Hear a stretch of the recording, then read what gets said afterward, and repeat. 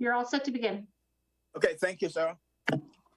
Before I open up the hearing for the Barnstable Conservation Commission, I would like to ask George to do a roll call for the quorum purpose. Abadili, Present. Foster, Present. Gilmore present, Hearn, Present. Lee, Present. Moran, Present. Sampu, Present. Administrator Darcy Carley, Present. Staff Member Kim Kavanaugh, Present. Agent Ed Hoops, Present. and Assistant Emil Singh. It's not here yet. Not yet. We have a quorum, Mr. Chairman. The floor is yours. Thank you.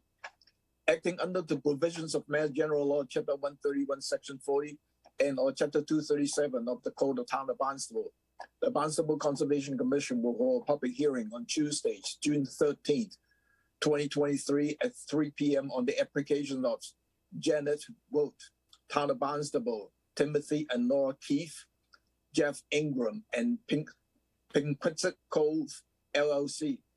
This hearing will be held remotely as televised on Channel 18. The plans and application are on file and may be reviewed by scheduling appointment by sending email request to Darcy Curley at 230 South Street, Hyannis. This meeting is being recorded and transmitted by the Information Technology Department of the Town of Barnstable on Channel 18. Under Mass General Law, Chapter 38, Section 20, anyone else desiring to make such a recording or transmissions, please let Channel 18 or I know. Hearing none, this afternoon's hearing agenda is posted on the town's website. On the agenda, next to each application is the amount owed to the Town of Barnstable for the cost of advertisement. Please send your checks to the Conservation Division at 230 South Street before the hearing. Remote participation. The Conservation Commission's public hearing will be held by remote participation as a result of an act extending certain COVID-19 measures adopted during the state of emergency signed by the governor on March 29, 2023, suspending certain provisions of the open meeting law. Remote public access to this hearing shall be provided in the following manner. 1, the hearing will be televised via Channel 18. Second, the real-time public comment can be addressed to the Conservation Commission utilizing the Zoom link 831-0919-8037 or use the toll-free phone number 888-475-4499 as shown on the agenda. Third, the public can also email the comments to darcy.curley@town.barnstable.ma.us at least 8 hours prior to the hearing. Under the old new business, this is an announcement that we're going to post the shellfish area ID map and the 2022 shellfish rating table on the Conservation Division's website by June 16, which is, I think, is a Friday. The public can access to and review the maps and the shellfish rating table. The next workshop is scheduled for July the 18th. This workshop will be for the public comment and the commissioners' discussions on this, how to interpret the shellfish rating map. And then we'll schedule a final vote for a later date on this matter. The second item on this. Tom? Yeah, John. Can I make a comment on that, please? Yes. I just think that while the discussion obviously will focus on the shellfish rating, there is a secondary issue that at some point we should discuss in the public forum, which is how we use that rating. Correct. Apparently, as you know, under the regulations, it's a rebuttable presumption. 6 and more is what we call high value. So probably at some point we should, and maybe it's a short conversation, I don't know, but maybe we should open that up at some point. Yes. Okay, thank you, Tom. That's part of the consideration. That's what we have previously discussed, how we're going to use the rating results and interpret it. Yeah. We have one extension request, Barnstable Conservation Divisions. This is the first request for aquatic management. Darcy? Thank you, Tom. Yes, this is my first extension permit request. This is for the treatment of hydrilla with sonar in Long Pond, Centerville. And we did the treatment last year And I did meet the request by Natural Heritage Endangered Species to send in, make sure that we had a qualified biologist do a vegetative survey, and was sent to NHESP. So if you see okay with it, I would like to have additional 3 years. Any question for Darcy? None? Could I have a motion to approve the extension request? So moved. Second. Roll call. Cavadili, Aye. Sampu, Aye. Moran, Aye. Foster, Aye. Lee, Aye. Hearn, Aye. Gilmore, aye. That's unanimous. Thank you. Thank you. We have one revised plans, Candace and Jennifer and Jeffrey Dobro, SE 3-5884. Taylor? Tyler, yes. Yeah, Tyler, sorry. Go ahead. Awesome. So I'm going to do a share screen now. Let me know if everyone can see that. It's coming up. No. Yep. Yeah. Yep. Okay, so for the record, Tyler Goudreau, Environmental Landscape Solutions, presenting my clients, Jeff and Candace Dobro, for revised plan requests for their project at Bay Lane. I'd like to start by doing just a brief history of the project. So order was issued in June 2021, and then the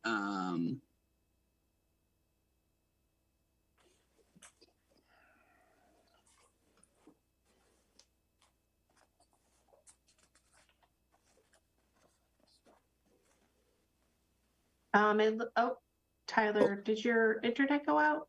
yeah, I think I just had a brief thing. Let me see if I can. Okay, Tyler, if you want to try turning your camera off while you share your screen, that might help.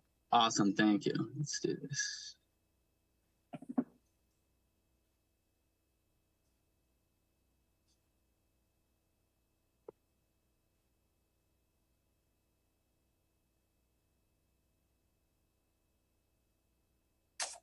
If not, I may have Darcy or Ed just pull up the just the plan. I had some photo use, but Okay, I can do that. Just give me a second. You can keep talking and I will pull it up. okay, great. So the stairs on the project that were previously approved were completed in June of 2022. And as part of the project, we were doing an invasive species removal and approximately 3,772 square feet of mitigation, about 3,000 of which has been completed. So we did the removals in early September, and as part of that, we did some stump treatments of some invasive species, which some of the photos I have show a small amount of invasive species coming back, which we plan on addressing later this summer. So previously, the steps included about 384 square feet of steps, which have been approved and have been installed. This revised plan request is we're requesting about 209 square feet of additional steps and one pitch pine that is infested with turpentine beetle to be removed. And just for reference, so the original application had an area where the extension of the boardwalk would meet the steps with a rollout wooden pathway. Over the course of time, we found that because of any sort of rain or any time after that, it becomes very slippery. So in November of last year, I met with Darcy and Ed, and we discussed maybe doing some site grading or what we could do to improve it. And their recommendation was to come before you guys and request to do an addition to the boardwalk. If we start with the next plan, which would be page 5.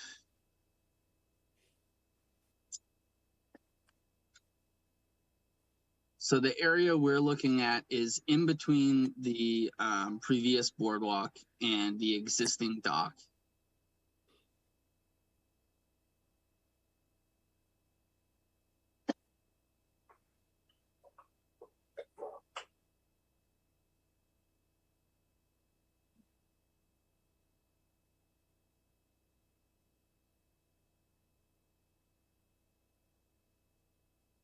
Get it zoomed in.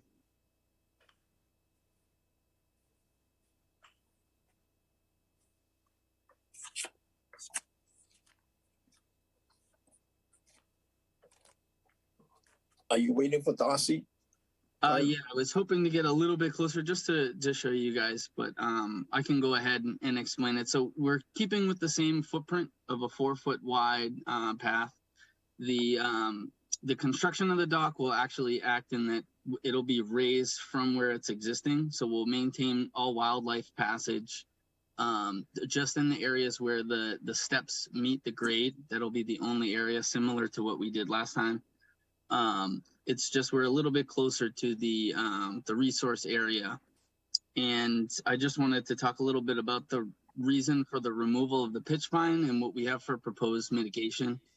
So there's some clear turpentine beetle damage, and the UMass extension really says that it really is a difficult treatment and there's not much success in that. So if you're at the site, there's several eastern red cedar, junipers, virginiana. We're proposing to remove the one pitch pine and replace it with 2 5 to 6 foot junipers.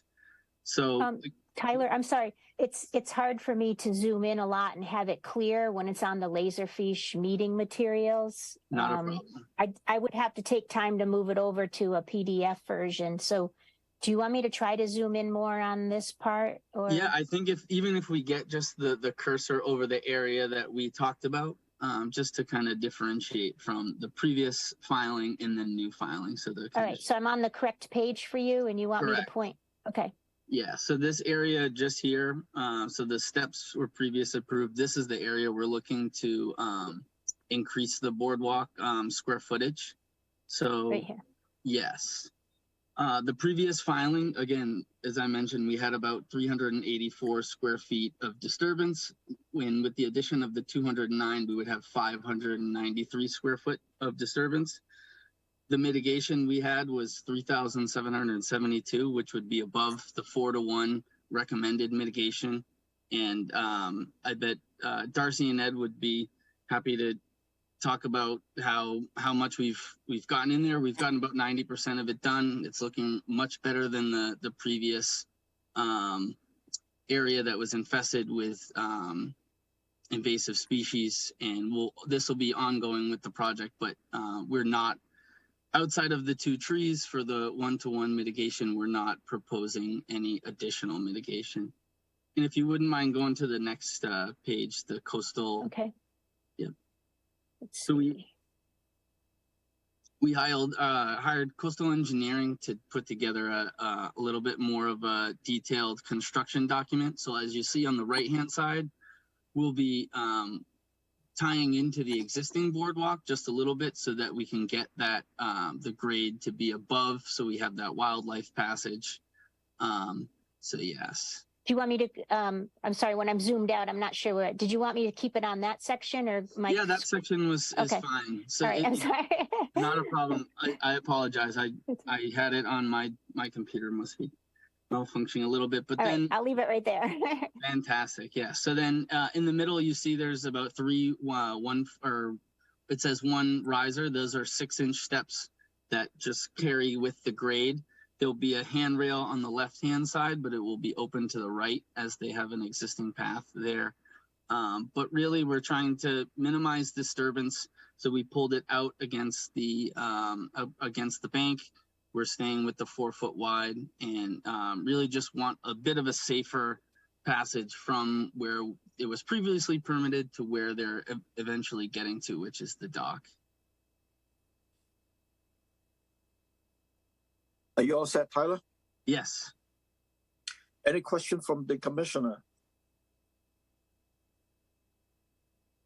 I'm wondering, Louise Louise? has her hand up. Oh, I would just say it's probably better in many respects to have a raised boardwalk there than a rollout kind of wooden pathway. So I think it's fine. Thanks. Pete? So Tyler, can you speak to the potential for light penetration underneath this boardwalk for the benefit of vegetation? So existing now, there really isn't much existing vegetation there. So I think that Is it a full, I mean, because normally on a path, you have maybe where you do all the walk and it's probably 2 foot wide, highly disturbed. So maybe I'm talking more about the edges, you know, that foot on each side.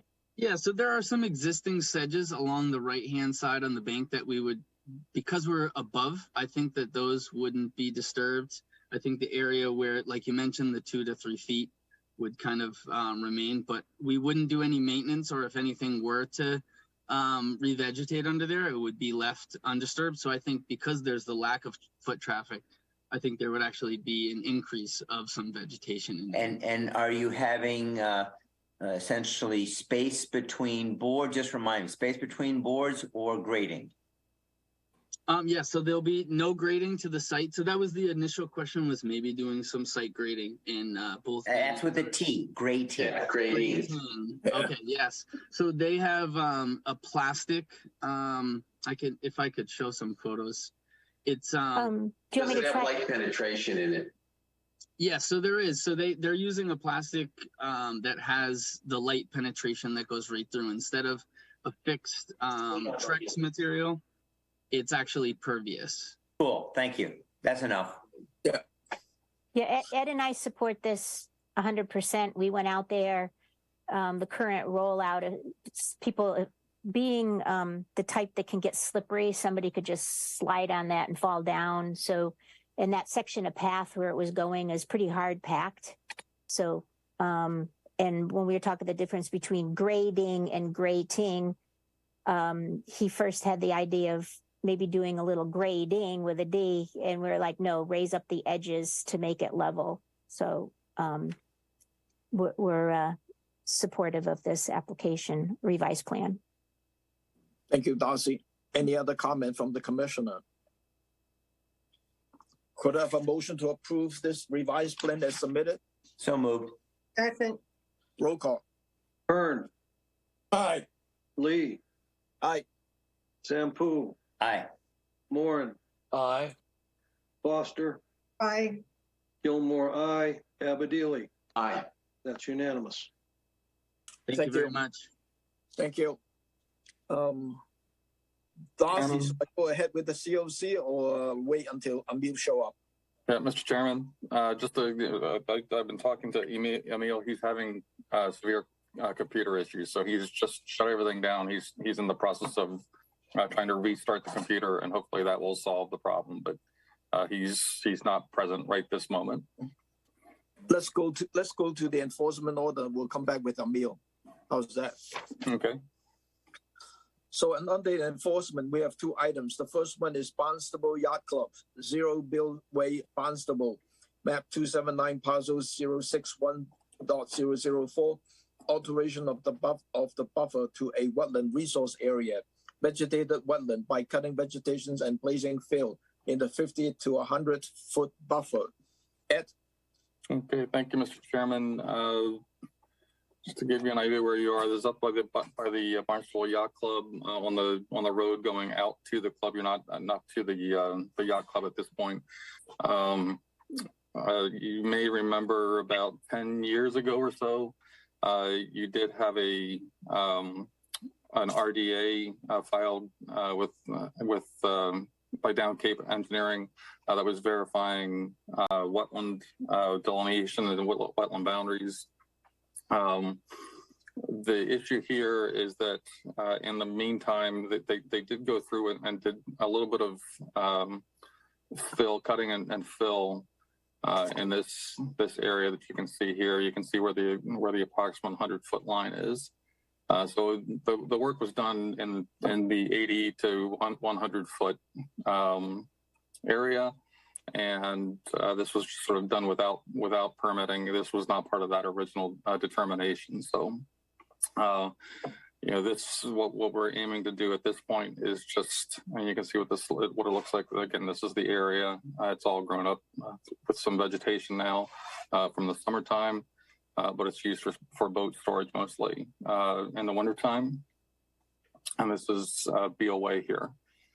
So what we're asking is for them to either remove the fill. They're going to try and go ahead with a filing, and they are set to file, I think, for the July, the first, it was either the first or second meeting in July.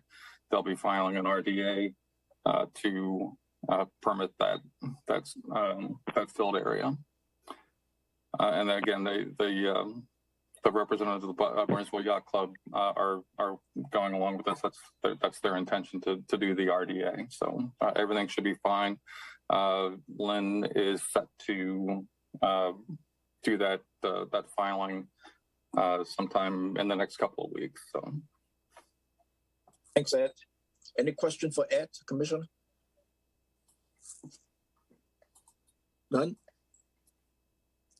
Pete has his hand up. Oh, sorry. So Pete, can you I have a question? speak? So Ed, very quickly, in your last visit, is the 0 to 50 around this entire wetland undisturbed?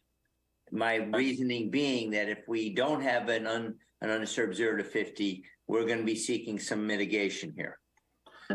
Yeah, it's all taken care of. The only thing that's there is the a pre-existing BOA, but I don't think you need any mitigation for this then.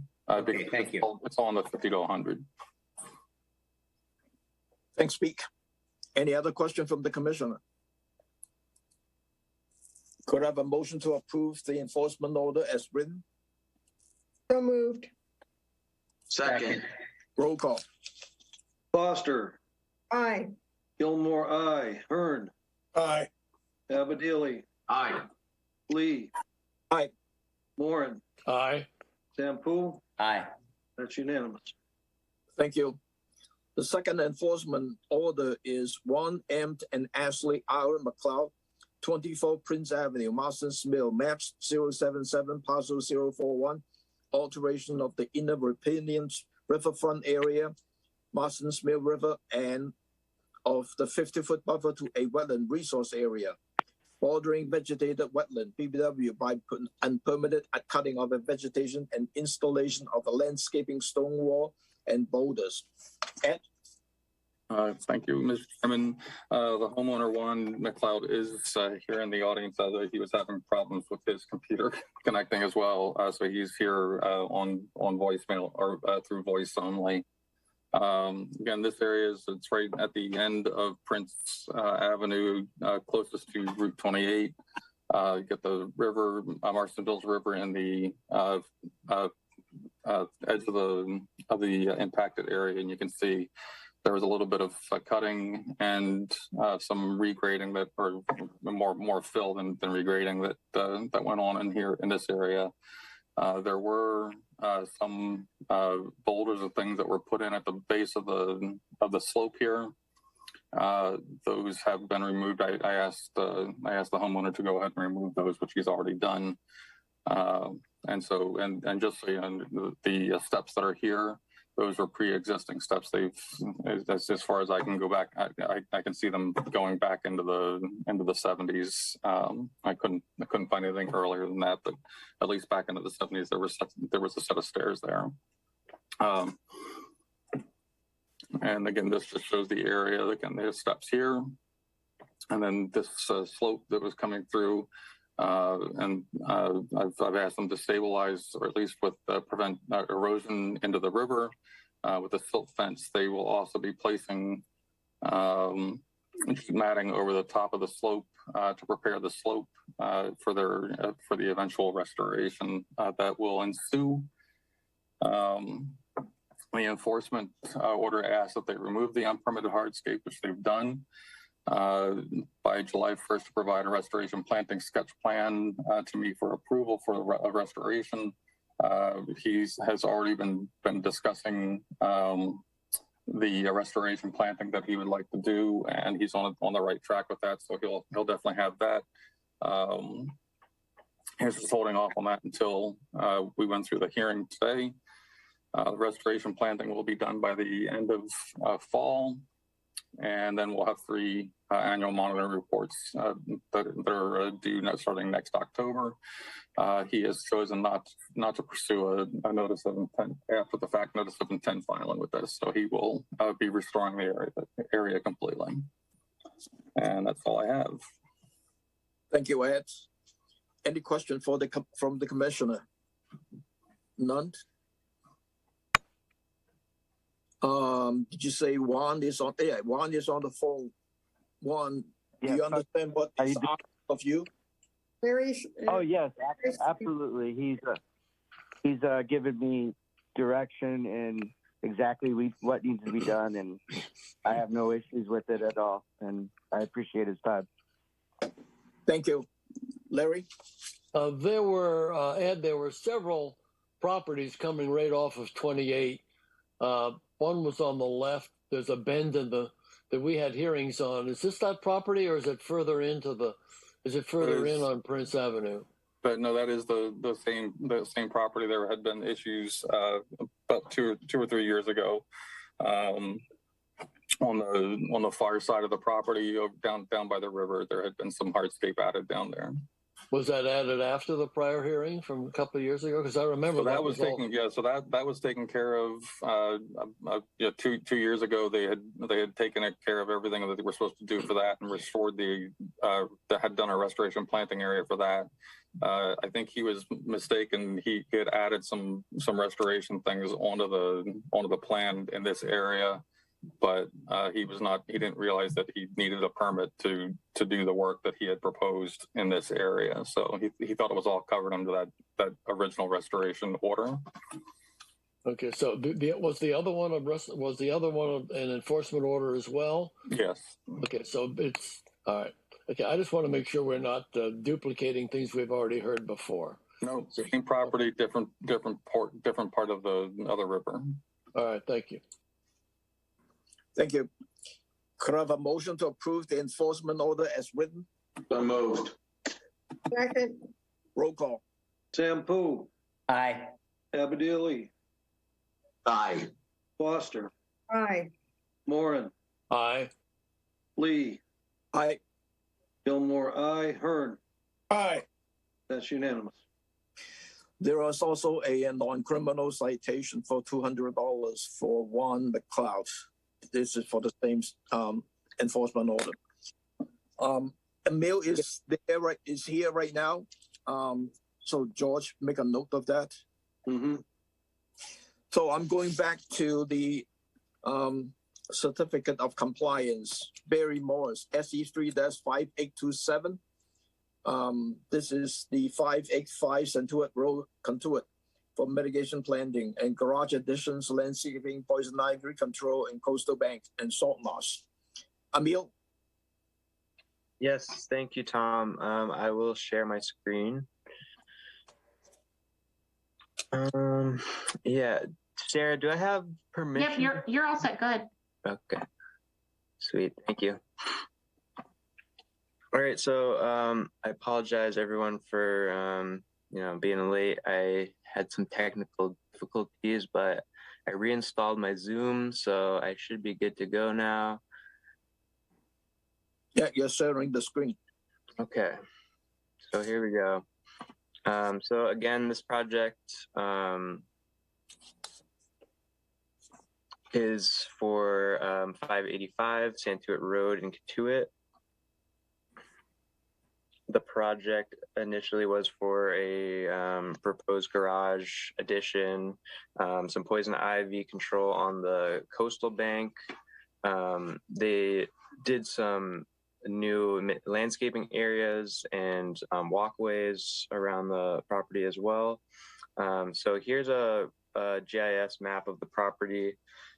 You can see the dwelling in the middle of the site. This area here where the driveway attaches to the dwelling is where the garage addition occurred.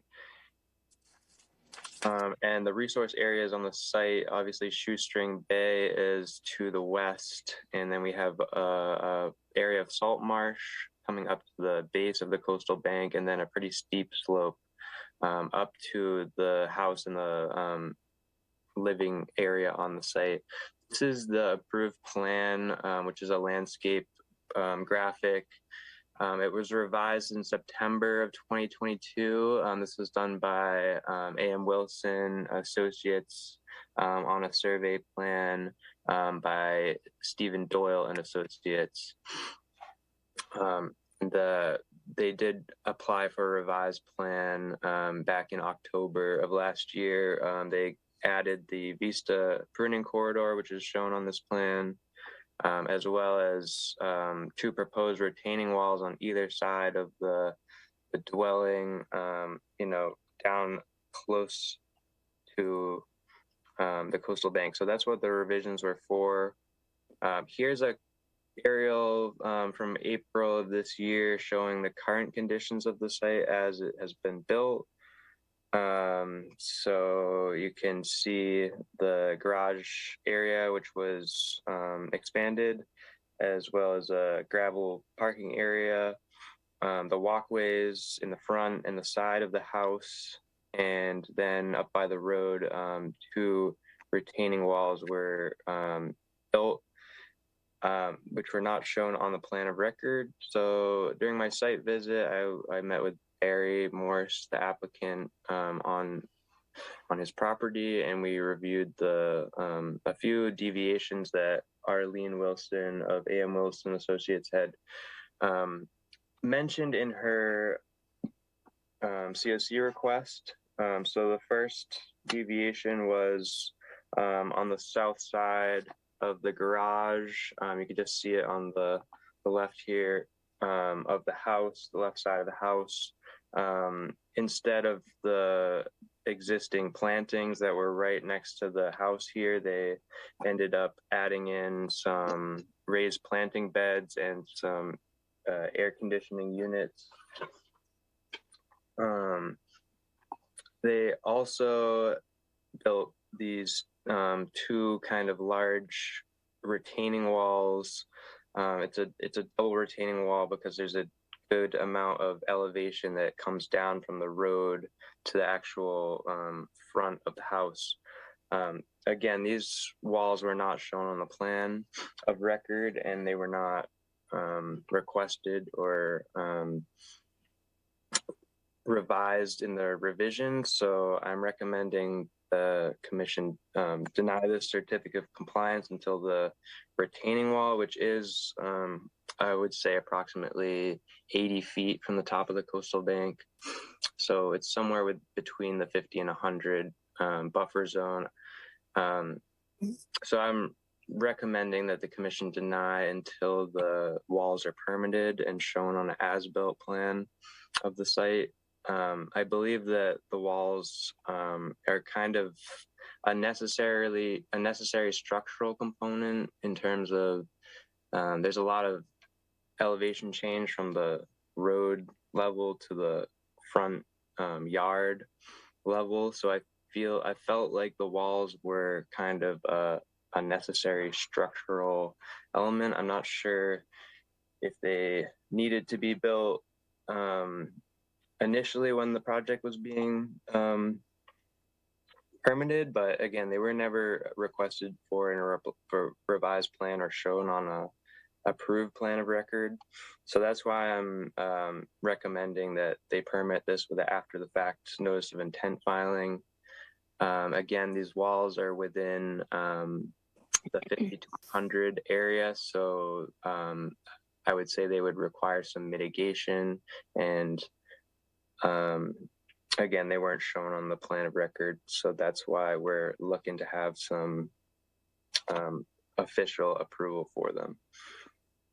So that's Thanks, what Emil. I have. Thank you. Excuse me, Tom. Yeah, go ahead. I just wanted to bring something up and just ask Emil. I think we need to clarify something. So I did talk to Emil about this, and we looked at the prior, the approved plan, and I just want to make sure. Emil, can you bring up the last approved landscaping plan? Yep. Are you still able to see my screen? No. Okay, sorry about that. All right. Yeah. So again, this was the current approved site Yeah. plan, I think- revised September 21. I think those, what you thought were approved retaining walls were actually a hay bale line. Because I think we talked about that. So maybe we want to, I think Arlene is in the Yeah, audience too. I'm not totally sure. I remember reading the emails back and forth between you guys, and I don't have those in front of me currently because I am not signed into the net extender right now because it wouldn't let me open the Zoom with my net extender for some Okay. reason today. Yeah, that I just wanted to clarify that or make it so we have a conversation about that because Sure, yeah. when I was talking to Emil about this, the reason I wouldn't be comfortable about trying to approve this as a existing condition plan or revision or something was the original project didn't include the retaining walls. You know, there are sometimes we could support something if a notice of intent came in with some retaining walls, but I think those were hay bale lines that are there. So I just wanted to mention that. That's why I encouraged Emil to do the denial on the certificate of compliance and that it would need a whole new notice of intent application after the fact. Thank you, Darcy. Mhm. Any question from the commissioner to Emil or Darcy? Larry? If Arlene is here, and I suspect she is, maybe we should hear her first because I think it may show the level of conversation between Emil and Arlene, because some of the questions may have been solved. My understanding, looking at this sketch, is that the retaining walls, as they're described, are between the street and the house rather than between the house and the water. Is that right, Emil? It's on the landward side. Yeah, so the retaining walls that were as built on site are, yes, built up by the road. They're holding land between the house and the road stabilized. I don't know that that retaining walls were requested in the revised plan. I would have to go back to those emails between Darcy and Arlene, but there are stone walls called out on the site plan. It's very hard to see. It's probably pretty small, but there were 2 stone walls on the north side that were called out on the site plan, but there was also this 2 things drawn on the north and south side by Arlene at the last moment, it looks like, for the approved plan. And I don't know if those were supposed to be straw bales or retaining walls, so maybe Arlene can answer that. Well, They are marked as siltation controls. If you look all the way down at the bottom of the screen, the little squares say siltation controls. Okay, I do Yeah. see that now. Okay, Yeah, my other, I want to get back to the main question, and let's go back to the aerial view of it, Emil, if you can do that. Yes, this the is areas, a current aerial view. Yeah. and the walls we're talking about, that's where they are. Is that right? Yep. These are the 2 walls. So where is the 0 to 50 and the 50 to 100? So if we go back to this picture, the top of Coastal Bank, it's a little bit jagged, but here it is. Okay. And then the 50-foot buffer comes just up to this area, just to the front of the house, really. Okay. So these walls are in the 50 to 100 then? Yes. Okay, I just wanted to, so let's go see where the conversation goes, and from my point of view, then I'll reserve any other questions or clarifications at that point. Well, I'd like to ask a few questions first, Larry, before Well, going to that's Arlene. I'm just saying, I'm stopping. Yeah, before at this going to point. Arlene, that's all I was going to suggest, because I'm a little confused, Emil. It seems to me that those were hay bales as I looked at them, but there were 2 retaining walls that were in the revised plan that don't look as if they're as built. So if you could clarify that at some point, Arlene. Secondly, is that where those supposed to be plantings now are stones, no planting, there's air conditioners. Is that not consistent with the approved plan? And then thirdly, the two retaining walls and the 50 to 100, given the elevations, I don't have a problem with, but I think you're right. A plan needs to be filed on that. So I need some clarification on the two retaining walls in the front that look like they're on the plan, not the hay bales. I understand that. And secondly, where you're showing the air conditioners, was that supposed to be plants? And that does appear to be in the 50. So yeah, existing before the project, there was planting areas like just regular landscape planting areas, not natural, in that location where these raised planting beds and the air conditioning units are located. I didn't think this was a huge. I kind of considered this more of a minor deviation. It certainly is hardscape for the most part, other than the planting areas, and it does provide some, I guess, drainage for these roof runoff areas. So I didn't think this was a minor or a major deviation. I wasn't going to deny the project based on just this. However, I did feel that these two retaining walls are pretty major construction that should have definitely been requested. You know, these definitely required some kind of engineering or design in order to be built. So I felt like this is definitely something that should have been applied for, especially because it's, you know, a retaining wall and it's gonna cause, you know, some runoff. Well, I would certainly agree with you on the retaining wall issue, so I'm glad you pointed that out. But I'm not sure I agree with you relative to something that's within the 0 to 50 that was supposed to be landscaping and is now hardscape. I think that's an issue that I'd like to see addressed at some point. So I'm not sure I dismiss that quite as clearly as you might have. I mean, thank you. Yep. Thank you, John and Emil. Arlene, do you want to answer those questions to get some more clarifications?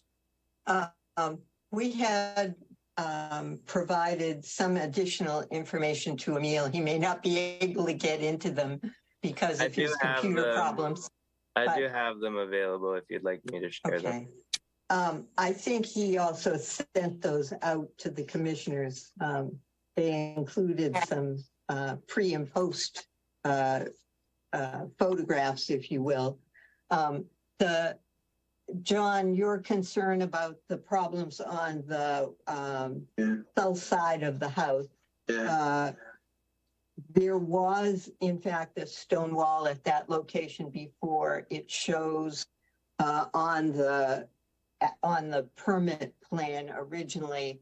I don't know if you can actually see it on that landscape plan, but there was one curved wall on the south side and two curved walls on the north side that were there before we started. Excuse me, Eileen, were those taken out? Were those removed? No, they're still there. Okay. The curved stone wall retains the planting beds now on the south side of the house. And what was there was pretty typical foundation plantings. It wasn't native materials. The utility bank you can see the HVAC units. So what's happened is those areas that were foundation plants have indeed been converted to stone. They do take some of the roof drainage as well as drainage from the hardscape on the street side of it. As I think Louise and George are very familiar with this site. It has a great deal of slope to it. And so for drainage purposes, those are excuse me, Eileen, but it does, maybe I'm wrong, but it does look like those downspouts are going into the ground somewhere to some kind of underground. They go into the ground and head into that stone bed. Oh, okay. And what is that kind of semicircular thingamajiggy, the black thing in the front? What is that? Those are actually raised planting beds. Okay, and without plants. The Morses use them both for perennial, excuse me, for annuals, flowers, and for uh, uh, vegetables. Okay. So, Is so that we're the same thing on the contained- far side too, by the water? I can't really see that. On the other side of the AC units, is that also a planting bed? that It is, yes. Okay. that one is not a planting bed. Yeah, behind those. To be honest with you, I can't quite remember what's there. Mr. Morse, I think, is on the call. He'll be able to tell you after this. But what used to happen in the front yard where the two retaining walls are, it also sloped down from the road toward the house. In order to take care of the drainage in the front of the house, we had proposed a significant dry well in that area. I guess during construction, there was an option offered to Mr. Morse that he could have a little bit of flat area there and take care of the road drainage that comes onto the site if he tiered the gardens or the shrub areas in the front of the house. And that apparently is how those walls got built. They haven't lost much of the vegetation. As you can see, they're all planted to shrubs, except on the north end, which was lawn previously. The parking area where you see the car to the south of the driveway, that was actually more expansive originally. It's gotten squared off. It was kind of flared. It shows on the little graphic that Mr. Morse provided to you. And so we've looked at new hardscape versus authorized hardscape.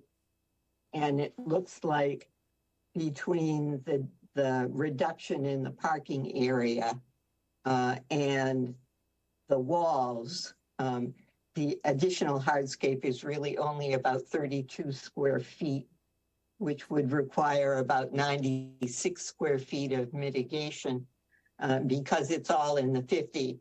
And by the way, the 100-foot line is just about at the end of the parking area adjacent to the street. So just on the street side of the rhododendrons that show on this plan. There was also a big patch of euonymus at the corner of the driveway that's come out, and that area has been replaced with shrubs that are on the commission's list. So between the about 117 square feet of excess mitigation in the original plan and the 100 square feet of removal of the euonymus, which is on the invasives list, we're actually still a little bit over what's needed for mitigation for the walls that were put in. What I'm hoping is that the commission will allow us to deal with this as an after-the-fact plan revision. Part of the reason for that, I think you are aware that Steve Doyle did the original survey here, and Steve has passed away. That means if we're required to do a survey as built, Mr. Morris has to get a new surveyor, and they will want to redo the whole site. It will cost several $1,000s to do that.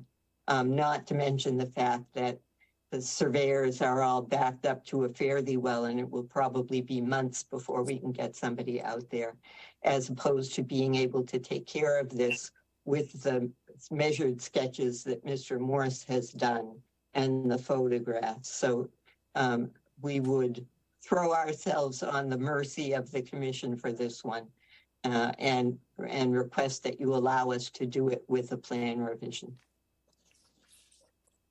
Can we hear Darcy's thoughts on that, Tom? Sure, Darcy, do you have any thoughts? Well, first I'd like to ask a question, and then I do have a thought on this. On the picture, Emil, if you can bring the picture up. Yeah. Oh, wait, stop right there. So it looks like there's another raised planting bed hidden behind those two bushes. And it's almost like work has stopped, and I bet you anything that area would be gravel too, off of the driveway there. You see where it's, oh, Yeah. no, you see where it was dirt? Right I there. see what you're talking about. Yeah. Okay, Yeah. so I bet you anything that would have been gravel because it would have matched the other planting beds. So that would have been more hardscape. I don't know whether they got the notice that something's going on and not to do anything more. And my second thought on this was I remember the original filing for this and having to meet out there to talk about the work done on the driveway and how we were going to try to make it, you know, a limited size and everything. This property owner is very aware of the Conservation Commission jurisdiction and what had to go into a filing.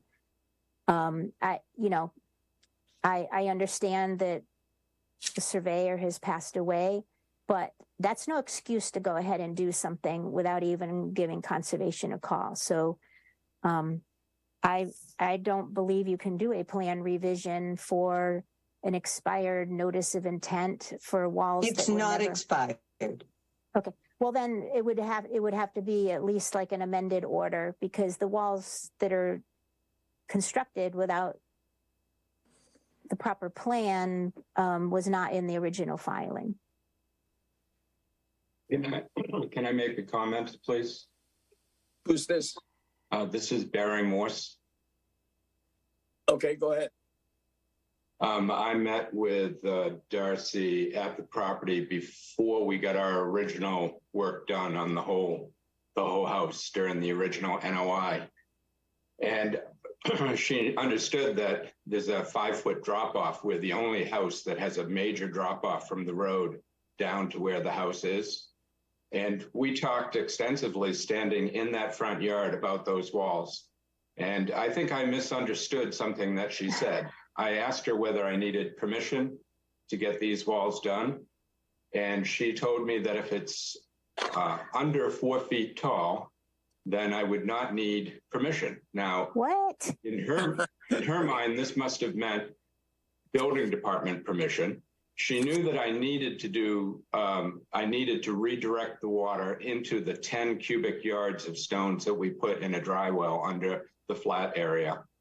So I guess it's my fault that I, misconstrued what she said, that I didn't need to get approval for the building of walls. I guess that would have been the building department, not the Conservation Commission. I think it's alleged that I'm going to do something behind these ship laurel here. I haven't stopped it intentionally. I haven't decided what I'm going to do with that, but it could very well be grass. All of those planters are in fact plantings, and it's we grow vegetables on this property, as do other people. These two particular planters that you're looking at here are not within the 50-foot border to the water. The two air conditioners, just to deconfuse things, they were always there in the plans from the beginning. And the two silt walls we've spoken about, all those curved walls that are further in the distance there, they've been there for 20 years. They've been there for a long time. So we're not trying to pull a fast one here. We have a severe runoff problem of water coming down, especially from a neighbor at 573 who constructed a berm that drops a lot of water directly into our yard. We had a huge problem with that water digging a culvert when the work was being done on the house right into the electricity box. And so we designed these walls in the front between the road and the house to handle that runoff and to push as much as possible into areas that it would not leach into the bay. Thank you. I think you misunderstood what Darcy is referencing as far as the permitting goes from the Concom. The other things too is that, I understand, your survey is gone, is there, Arlene, how are you going to propose if you file a after the fact filing stuff, amended order? How are you going to update the drawing? You still need to update the drawing, right? We would do that application with the sketch plan, the measurement plan that Mr. Morse has prepared that shows the walls. I think you've all gotten a copy of that through Emil, and photographs of what's there now. It would not be the first time that we'd done a plan revision like that and that you had accepted it. I understand this is a little contentious, but I would really hope that you would understand how these things happen. And the situation at the site now is that the drainage is well controlled. The place has been planted except for this little area that shows around the cherry laurels in this photograph. I'm sure that Mr. Morse would be willing to plant that up to natives instead of turf lawn to help with some of the mitigation issues, if you believe there are any left. Thanks, Arlene. Excuse me, Tom, I just want to state one thing. There's a difference between raised planting beds in metal containers than actual plants, vegetated plants that have their roots down in the ground. So I don't think as far as needing all of the gravel hardscaped area to have these raised beds on, that's another thing.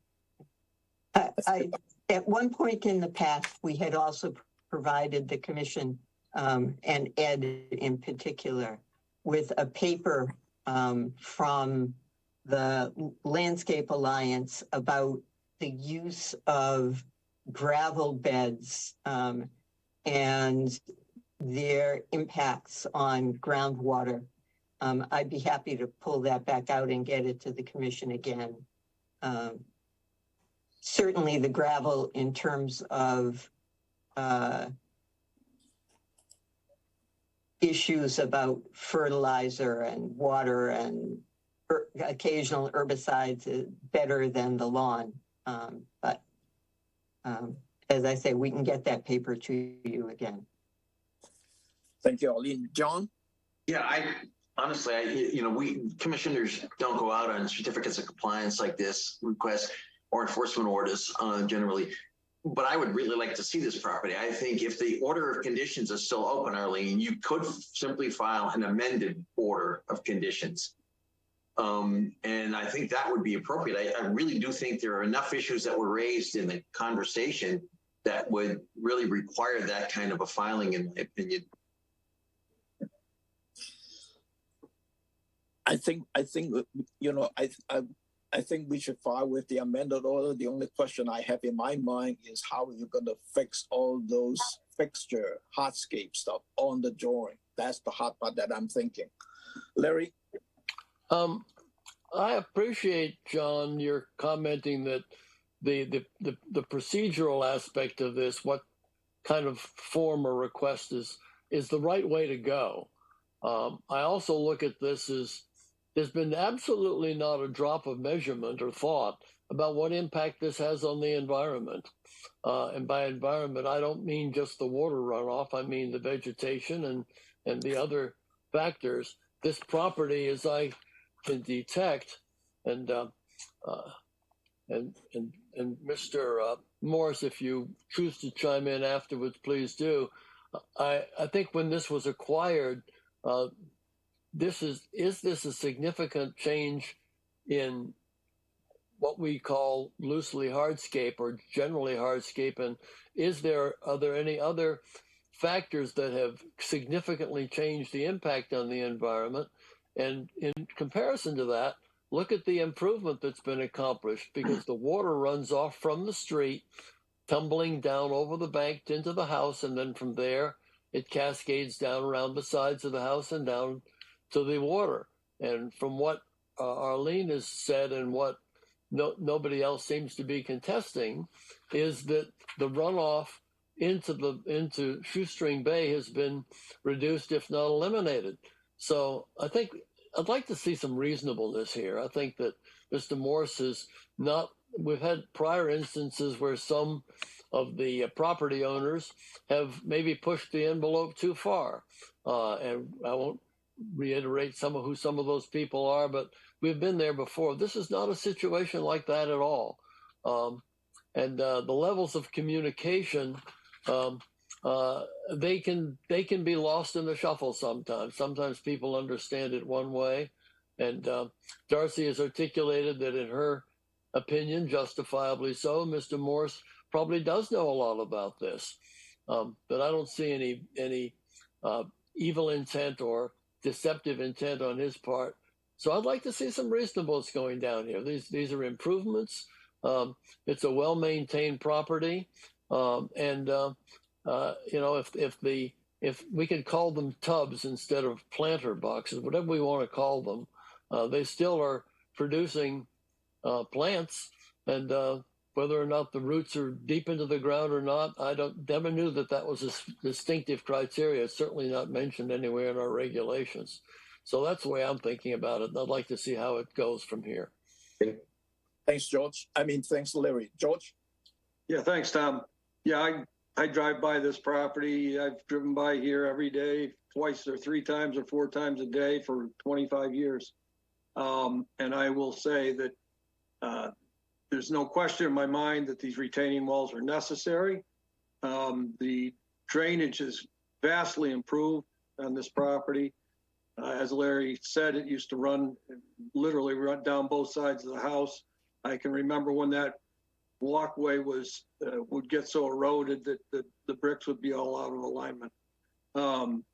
So it's a great, vast improvement over what was there.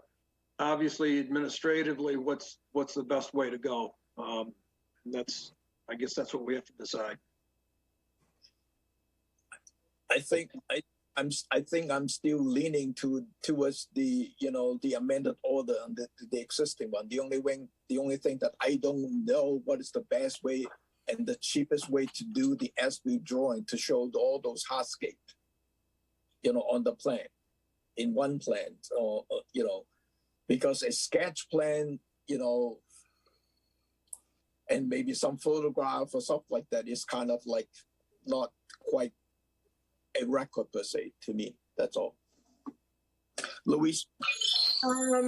See, I drive by that area all the time also. And yes, that brick walk has been there forever. So at least as far as I have lived down here.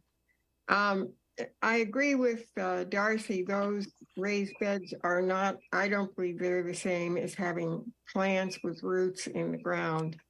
It may be that they are replacing landscaping plantings that are at the base of the house and had been there all along, because I think the footprint of the house did not change. But, the difference between that and landscape plantings might be something that we ought to consider in a proposal that's going to be submitted. Thank you. Yes, Mr. Chairman, can I make a comment, please? Go ahead. Those beds, the bed that you're looking at next to the garage, that used to be a holly bush and two euonymuses. The euonymuses were removed. I had this conversation with the Conservation Commission. I'm not exactly sure who, is that it was the type of plant that you wanted removed. The holly was moved to the north side of the property, adjacent to 573. Over the course of 2 years, when we did the construction, every plant that the commission thought is valuable, that was useful to save, we rebedded them in a temporary nursery over on this side, on the south side of the property. And then we moved them back. All those rhododendrons that you see along the road, we saved. We saved every single rhododendron. We saved the hollies. We saved anything that was of value. The euonymuses were removed. Now that cost us several $1,000s to do that. So we've made every effort, and it's cost us about $30,000 to put in those walls and to design them in such a way that we could deal with the drainage more effectively. I think at this point it would be a real hardship, and I think it's totally unfair to subject me to having to have a new plan drawn up for this property, given the fact that the DWG drawings from Mr. Doyle are no longer available, and it's starting from scratch. So I really think that there's something else potentially happening here, which I'm not aware of. In all of the visits that we had, and Emil's been to the property a few times, and never have these issues been raised. Only at the very last time when he came and he looked and he saw the two front walls were not on the plan. That was the first time that I heard that there was any issue at all with this. Thank you, Barry. John, I saw your hand up. Yeah, thank you, Tom. Arlene, is there a way, if the commission gave its approval, for you to file a modified amended order to make it, and by the way, Mr. Morse, let me say, I know I put one, and I'm sure I can speak with the other commissioners. Nobody's looking at an evildoer here, so please don't get that sense at all. We appreciate what you've done. But Arlene, is there a way to reach some kind of an amended order, which I think is an appropriate filing, but if we modify the amended order on a site-specific basis, could you come up with some ideas that would kind of be a compromise? I mean, based on your experience in this. If the commission would be willing to allow the amended order request, again, using the measured drawing that we've got and aerial photography, which for this site seems to be essentially perfect in showing all of the modifications, then of course we can do that. If we have to go out and hire a new surveyor and survey this site all over again, it's going to be not just the expense, but months trying to get a new survey plan drawn, because they are backed up to a fairly well. I mean, I could file an amended request for this next week if that would. Okay, if that is the case, Arlene, could you, and it would help me as a commissioner to understand where the differences are between the approved plan and the amended order revised plan? Could you do that so that we have the issues in front of us? And that also includes, what the raised bed questions that include the stone instead of things that behind the plants there's another raised bed. What's going to go on the ground there? Is it going to be grass, et cetera? If you could address those issues, I would be happy with that, Tom, as a commissioner, just speaking for myself. Yes, absolutely. We could do that descriptively. I think I'm just sitting here thinking about what is the easiest way to do it. And, I don't think I'm asking for a new survey for the whole site. I'm asking and see whether you can use the existing one and how you are going to prescribe the new hardscape onto the drawing wise, whether there's dimensions, ties, and stuff like that. Ties you can measure out from the corner and try to fix certain locations and stuff like that. That would be easiest to do, not the full survey stuff that I'm asking. But it would be an amended order. Correct. Any other question? I think we talked enough on this one. Could I have a motion to approve the enforcement order as written? No, excuse me, it's not an enforcement denial. Oh, sorry. At the COC denial. So moved. Second. Roll call. Foster, Aye. Moran, I'm sorry. I'm trying to figure out.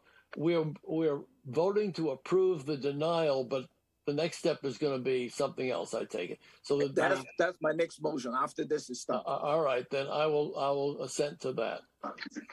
Dampu, Aye. Lee, Aye. Byrne, Aye. Gilmore, aye. Abadili. Aye. That's unanimous. And then I want to make a motions to ask the applicants to provide to file an amended order with the changes and put it on the existing drawing with dimensions, locations, whatever the dimension that you have, just like the width of the walkway, the width of the stone wall, where they are, so that you can also attach some photographs, make sure that they kind of matching the descriptions. And Tom, if I can modify that with specific comments relative to the changes from the original plan, Yes. that would help. We don't need to have a vote on it. They're just submit that, right? Yeah. Right. Arlene? Tom, I'm sorry, but I just want to clarify what you want in terms of a plan. I can't put existing conditions on the old survey plan, and the registration laws don't allow that. I can sort of unframe it the way we do with a landscape sketch and show information on that.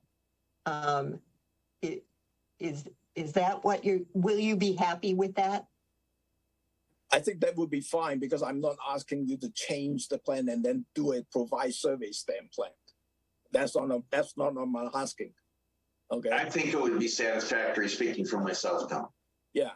So if you can mark it on the landscaping plan and make those changes stuff, that would be fine. Okay.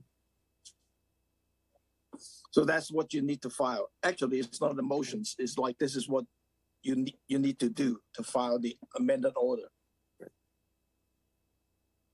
Are you all set, Arlene? Yeah. Okay. Good luck, Mr. Morris. Thank you very much. Thank you. We have one RDA. The first one is Janet vote to permit vista pruning at 118 Wild Goose Way, Centerville, as shown on the assessors map 167 parcel 045. This is Chuck. Chuck has not shown up, so I'm not sure if there's someone else here for this item.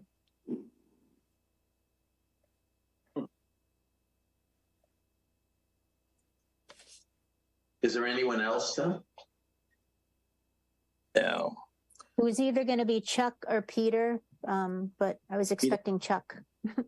Peter is not here too. Well, let me table this out further down the line, depending on whether Chuck shows up or not. Let me go to the NOI. The first one is Town of Barnstable, DBW. Proposed maintenance dredging of the existing 8-foot deep conduit entrance channel and 10-foot deep conduit embayment channel with dredged sediments used as nourishments on that neck beach, as shown on the assessors map 050 parcel 002. Jimmy? Yes, that's me. I'm here. Yes. All right, I will share my screen and get started.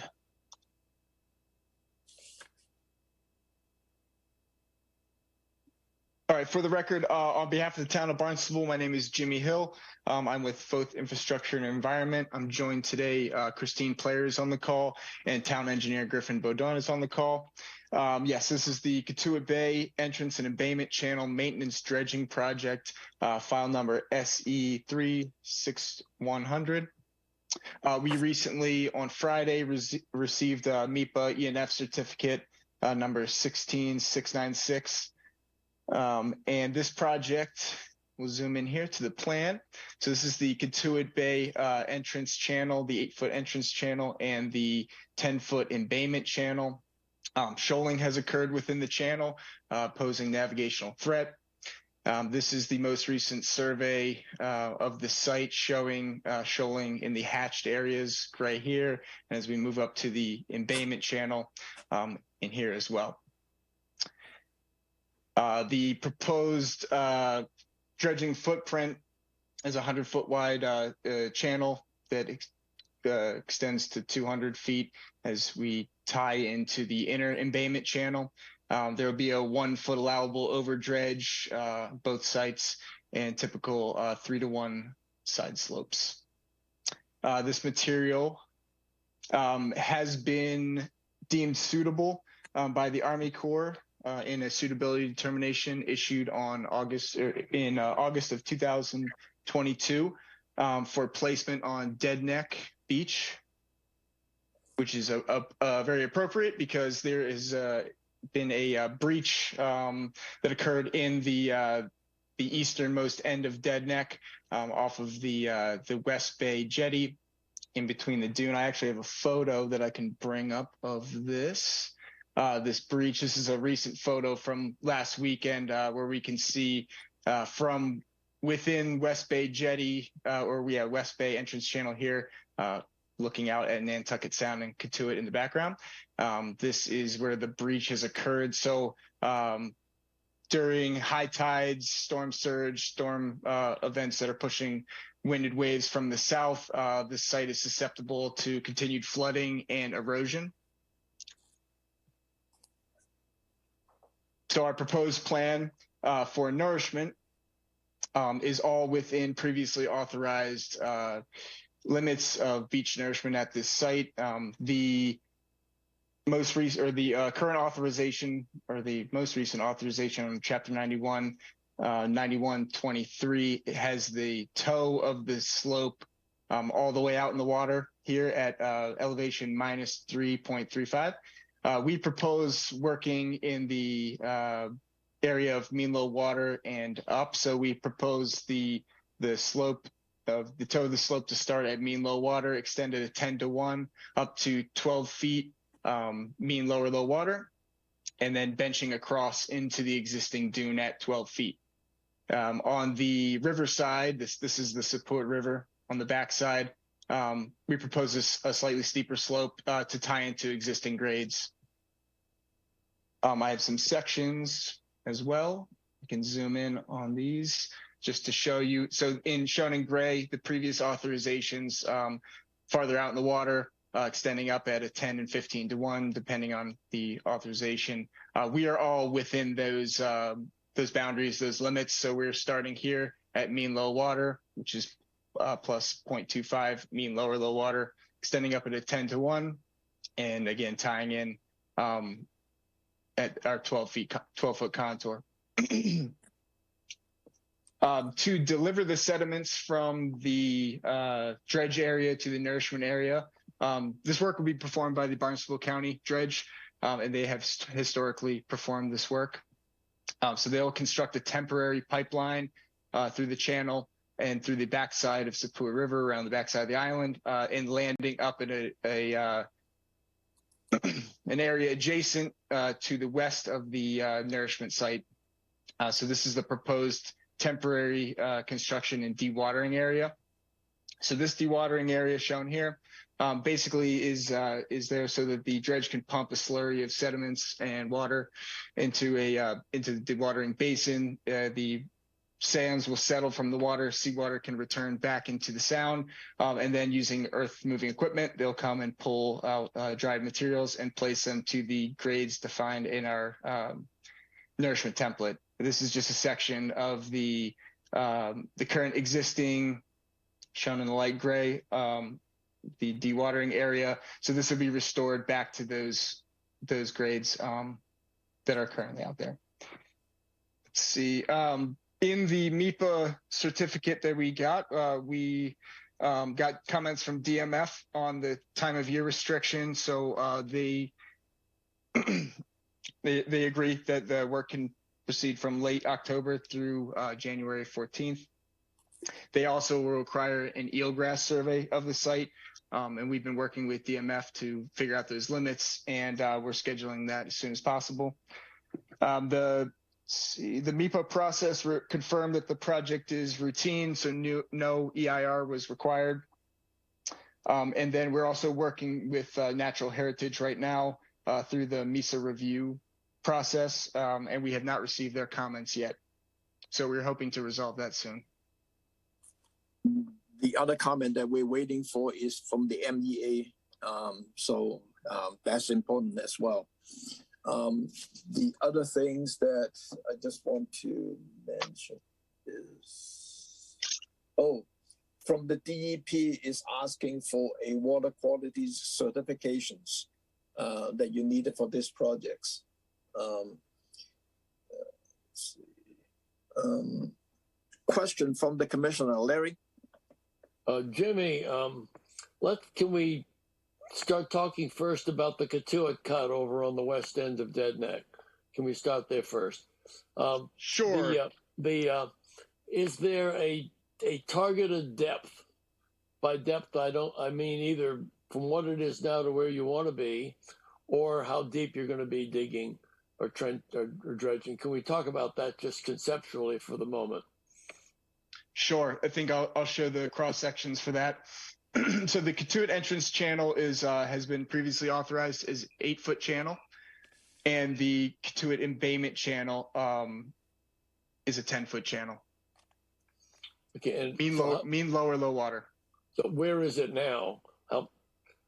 The soundings we show anywhere from, we've got some 5.5-foot soundings out towards the end, some 5-foot soundings in here. We've got about a half a foot or so, or a foot and a half rather, in some areas.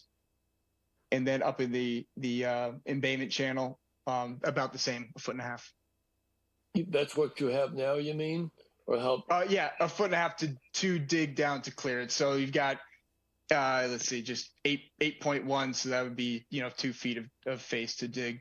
So that's how much you're going to be removing, at least initially, hopefully.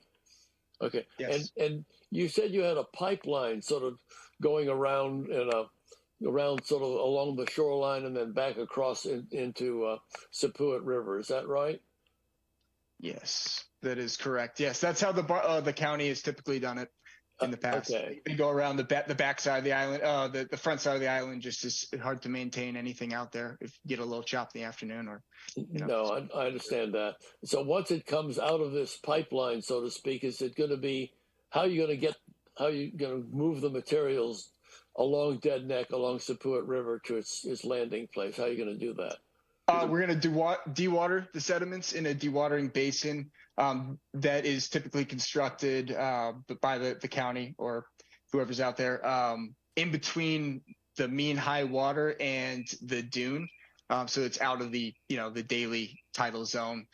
So the material comes out of the pipeline as a slurry. The sediments and seawater mixed together. The sediments will be allowed to stack up in the dewatering basin. The water drains out, and they'll use earth-moving equipment, front-end loaders.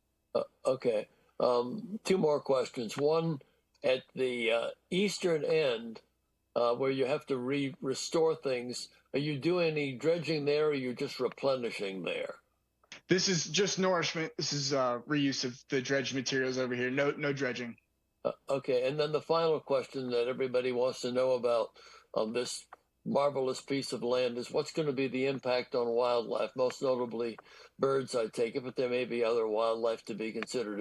Is there a factor of concern there, or do you think that this, where it's being dewatered, is going to be away from where those creatures live? The work will be performed in the time of year where those birds would be least active, the migratory birds. And then the grades that we propose are all,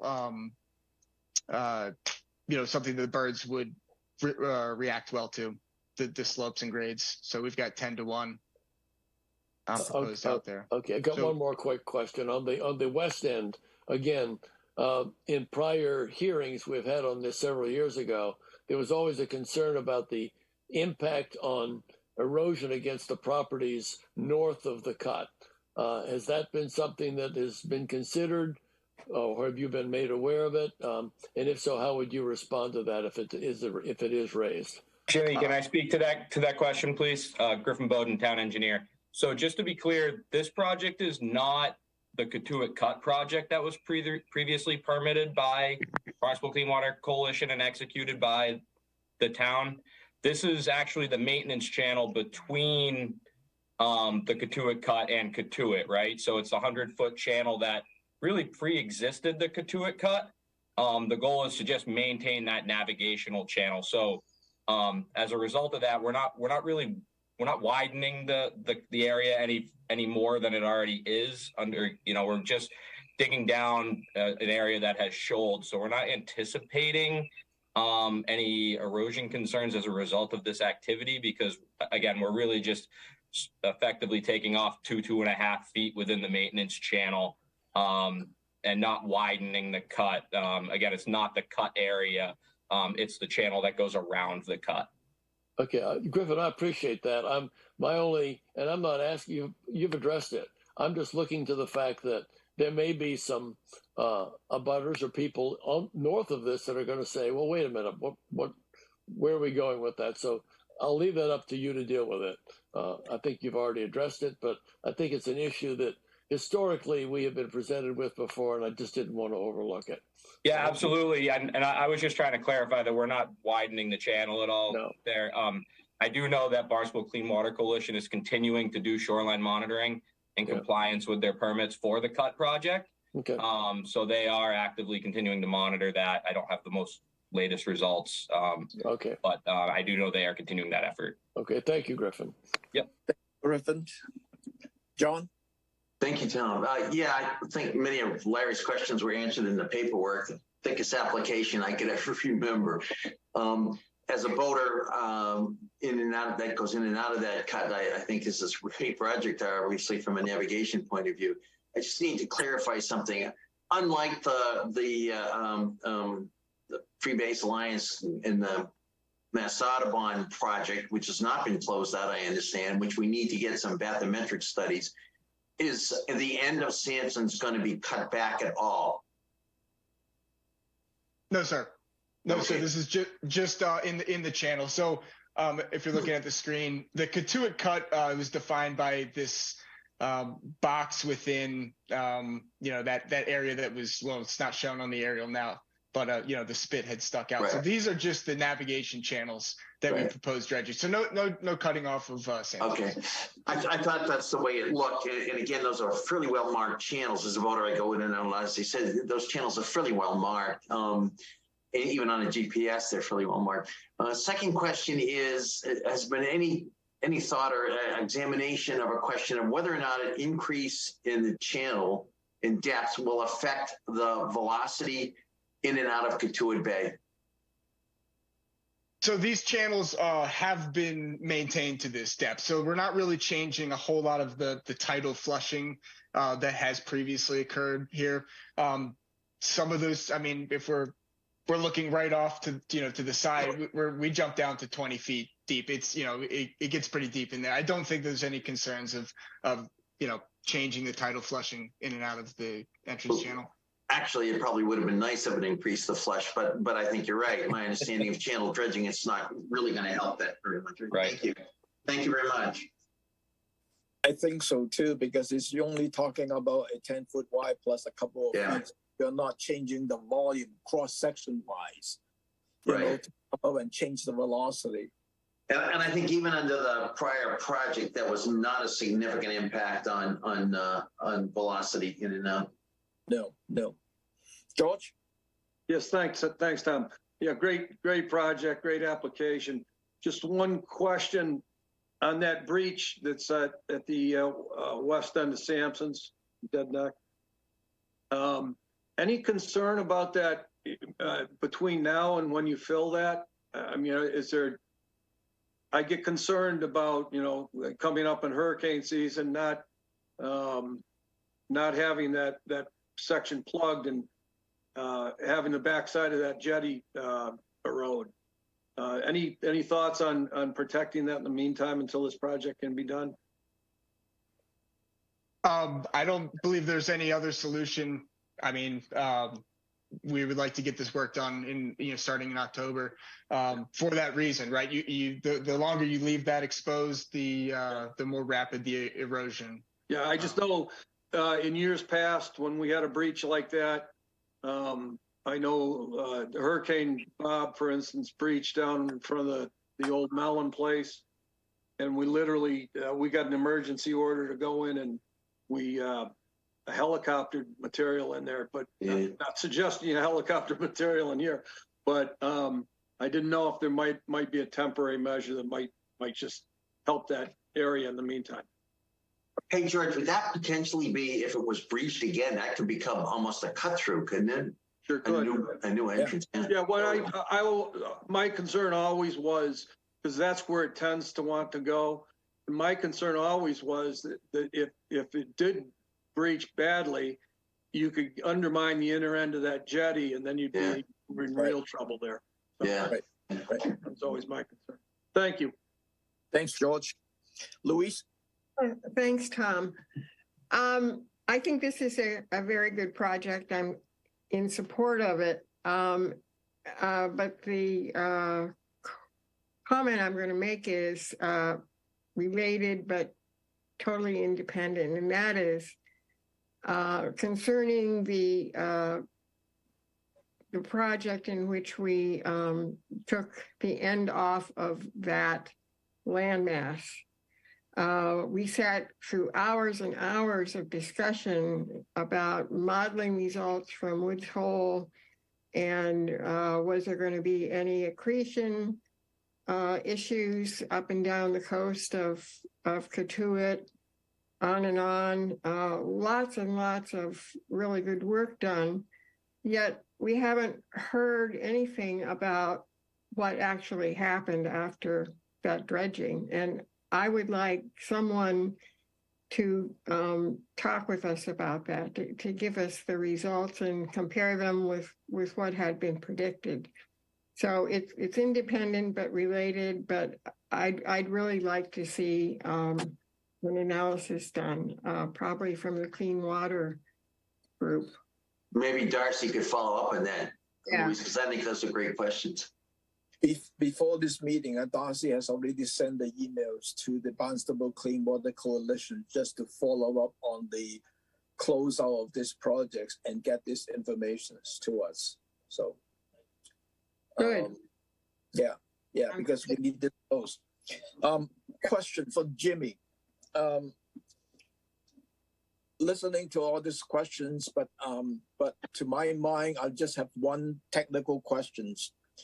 If you are pumping the slurry of the dredging material to the dewatering area, how often do you have to stop it and wait for the dewatering stuff before you can move on to a new section of the channel? That's a great question. The county, they're the workers, the operators of the dredge, and on the fill site, they would be in constant communication. So, they gear up, they send water, they send sand.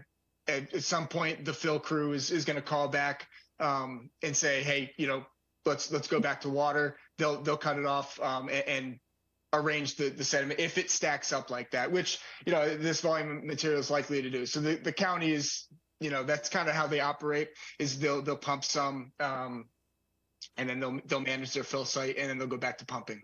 Yeah, I will say, Tom, that's a great question. And from my experience during the cut project, the contractors that were out there did a pretty good job keeping up with the material. Okay. There wasn't a lot of times where I actually can't recall any, but I wasn't there through 100% of the time during the operation, right?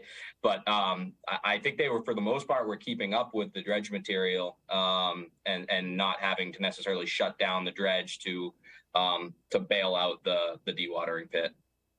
Right. And when I look at the drawing and I look at, wow, that's only a limited space in terms of the volume wise to take the slurry. Yeah. How do you take it off, and then you have to stop it and then wait for the area to dry and remove the spoil. But George. Yeah, I can tell you, because of the grain size of this material, they'll probably never have to shut the dredge down. Is what, pure sand, medium sand? Yeah, medium sand. Yeah. And this will drain out so quickly they'll be able to move it, within an hour that's placed there. So it's kind of like a continual operation. Plus, they'll tend to slope it down so where it comes from the discharge pipe, it's going to pile up more there. So they'll take they'll start taking that, and it works out really well. They'll never have to shut this bridge down. Thank you, George. One thing I don't mind is that when this happened, I want to go and see the operations. Absolutely.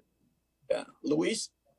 I know this is blasphemous, but it seems like Mother Nature really, really wants to make that breakthrough.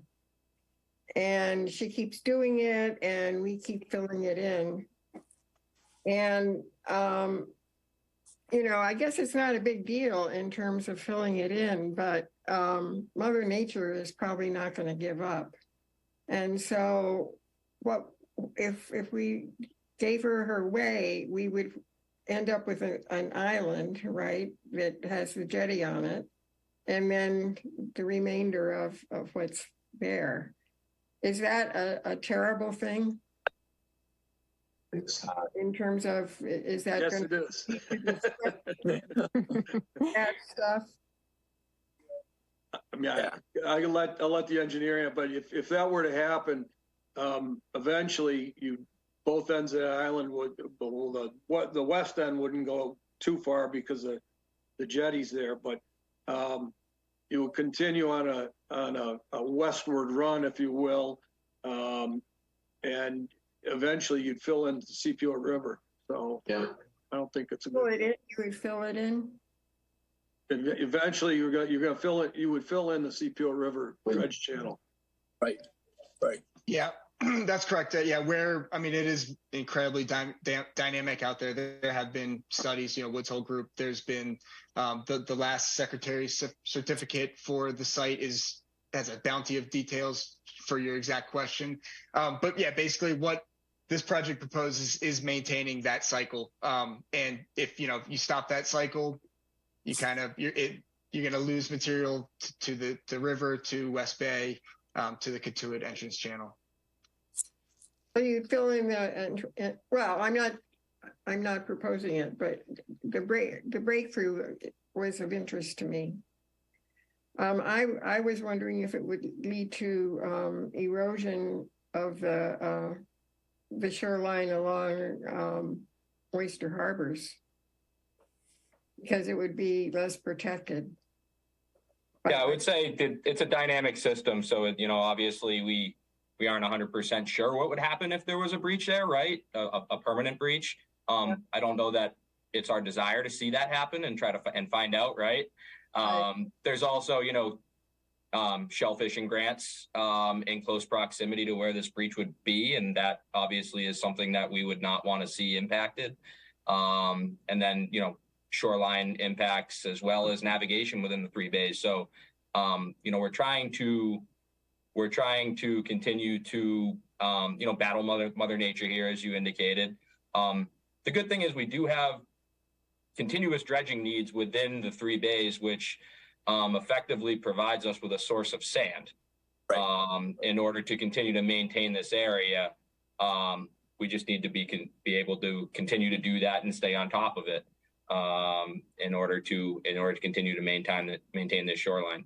I mean, one thing that's interesting of note is that, Dead Neck's not owned by the town, right? It's actually owned by the 3 Bays Preservation. So we need to work in conjunction with them to try to continue to protect this important resource. Right. Yeah. Okay, well, thank you. It's a good thing it's not a big deal. Yeah. George? Yeah, I was just curious, how many cubic yards are you talking about, Yeah, 18,650 approximately at the time of the survey. Thank you.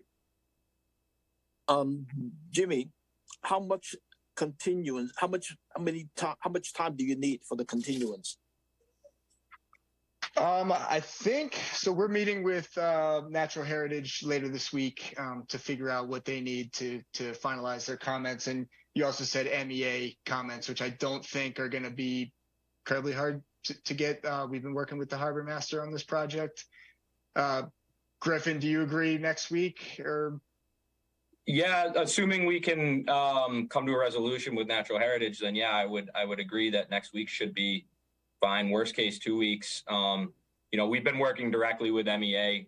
My office has been coordinating direct with the MEA on this they're supportive of the effort. So we will make sure we get them to provide some input to the commission as well. So the only meeting that we have is like the next Tuesday, which is June 20th. It may be Okay. very in terms of your NHESP letter. The next one, the following hearing will be July 11th. Does it make sense for July 11th? Yeah, because of the 4th of July. So yeah, I mean, we'd like to try to continue to next week if possible, and we'll do our best to get all the information together in that amount of time. Excuse me, Tom. Yeah, go ahead. Yeah, can I ask a couple of questions before we? Yeah. Okay. Oh, I still have to go for public comment too. Yep. Just so to start thinking about some special conditions, I just wanted to have a conversation. So I understand that you'll be using the county dredge crew, and also that they also provide the crew to deal with the dredge spoils and putting them out onto the beach. So Darcy, they typically don't. They're, at least with the cut project, they didn't provide those services. We actually hired a third-party contractor to manage the dredge spoils and spread the material. Okay. We'd probably be doing the same thing in this project. Yeah. All right. So one of the things I noticed, so we don't have to reinvent the wheel. I was looking at the special conditions from 3743, and I understand we would have, you're asking for the work to take place. It would be starting October or after October 15th and ending January 14th. Is that correct? Correct. Okay. As far as the salt marsh in that location that you're doing the dredge spoils, what are we looking there for any disturbance of the salt marsh? Because we had a special condition that it shall not be disturbed, and that the slope of the constructed dune shall gently feather out with its endpoint no closer than 3 feet off the marsh edge. So is that something that can be staked out prior to the contractor that you would be having on board, that they would understand that you would have those limits staked out? Yeah, absolutely. And I think there is actually, I'll bring some of the plans up. There's a break in the vegetated areas. The town actually performed the survey out here and located some of the areas. And so the proposed pipeline landing would be like the least impactful area, possible along this backside. We can certainly have it. You would be okay with a special condition that the location of the pipe would be staked out, and they could stay 3 feet off of the marsh. The staking could be all right. Let's see. The slurry pipe shall not be placed on the salt marsh. You went over that. Would we be able to get the post dredging bathymetric survey within 6 months of the dredging? Yes. Okay. And would you be okay with siltation result from slurry discharge to be monitored on a daily basis? Should silt plumes be observed, the applicant shall immediately notify MEA and the conservation agent. Is that good? To have somebody? Yeah, we when the cut project was executed, we retained a third party turbidity monitor who was out there every day during the exercise. So I think we would certainly be fine with doing something similar. Okay, so we refer to it as a turbidity monitor. All right. And beach grass plantings, you anticipate those, and you'd have to be getting Mass Audubon Society or 3 Bays preservation for the beach grass replacement? I'm not sure where the dune area. I don't know if it's covering any grass. I don't know if plantings are required. Okay. I wasn't anticipating any beach grass. All right. There's not any there now, except for on the absolute top of the dune. And I haven't been there in a little bit. So we're basically widening the dune on the top and not placing material over the existing dune. Right. But obviously, if that's deemed appropriate, that would be something that we would take into account. All right. Darcy, do you want to go for a pre-construction visit? Yeah, probably would to meet with the contractor that's retained to make sure that those areas are staked out and they understand what side they need to be on with the equipment. Okay. I think that would be a good idea. Right. Well, that helps me out because we have to try to draft up some special conditions. So thank you. So Jim and Griffin, am I hearing that you want to do it on the 20th or the July 11th? 20th, I think we can push everything along. Okay. 10 to 18, any public comment on this?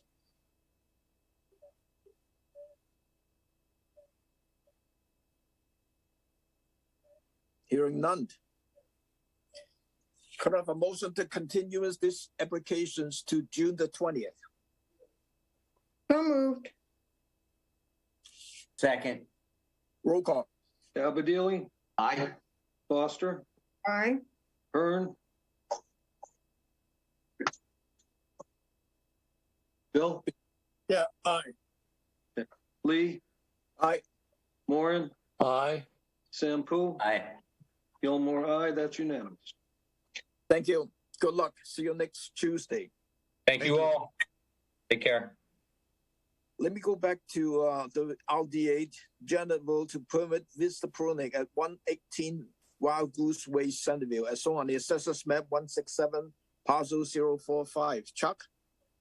Sorry about that. Chuck Rowland, Sullivan Engineering. I thought it was a typical evening meeting, so sorry about that. With that, I'll pull up, let's see here, the plan. So it's just Vista pruning, proposed Vista pruning of the site that's been recently developed with a house and the kind of finishing of an existing pool that's been there for quite a while. It's all permitted.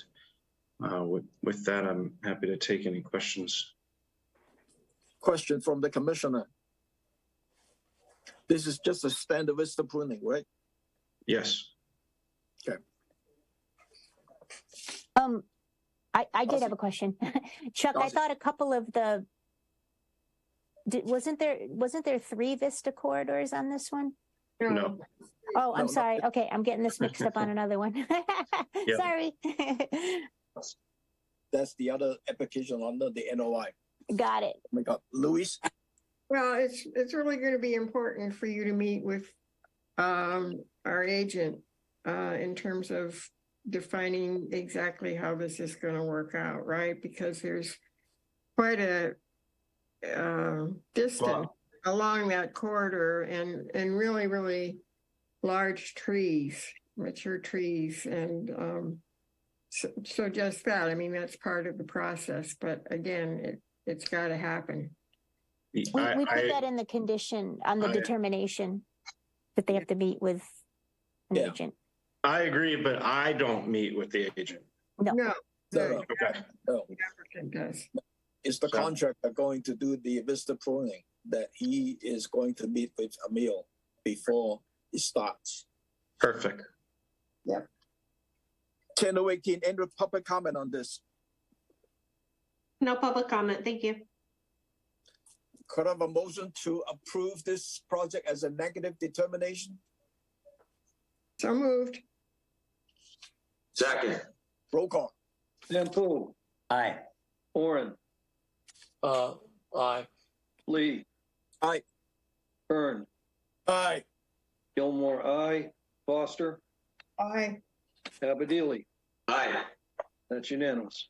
Again, thank you for pushing that aside for me.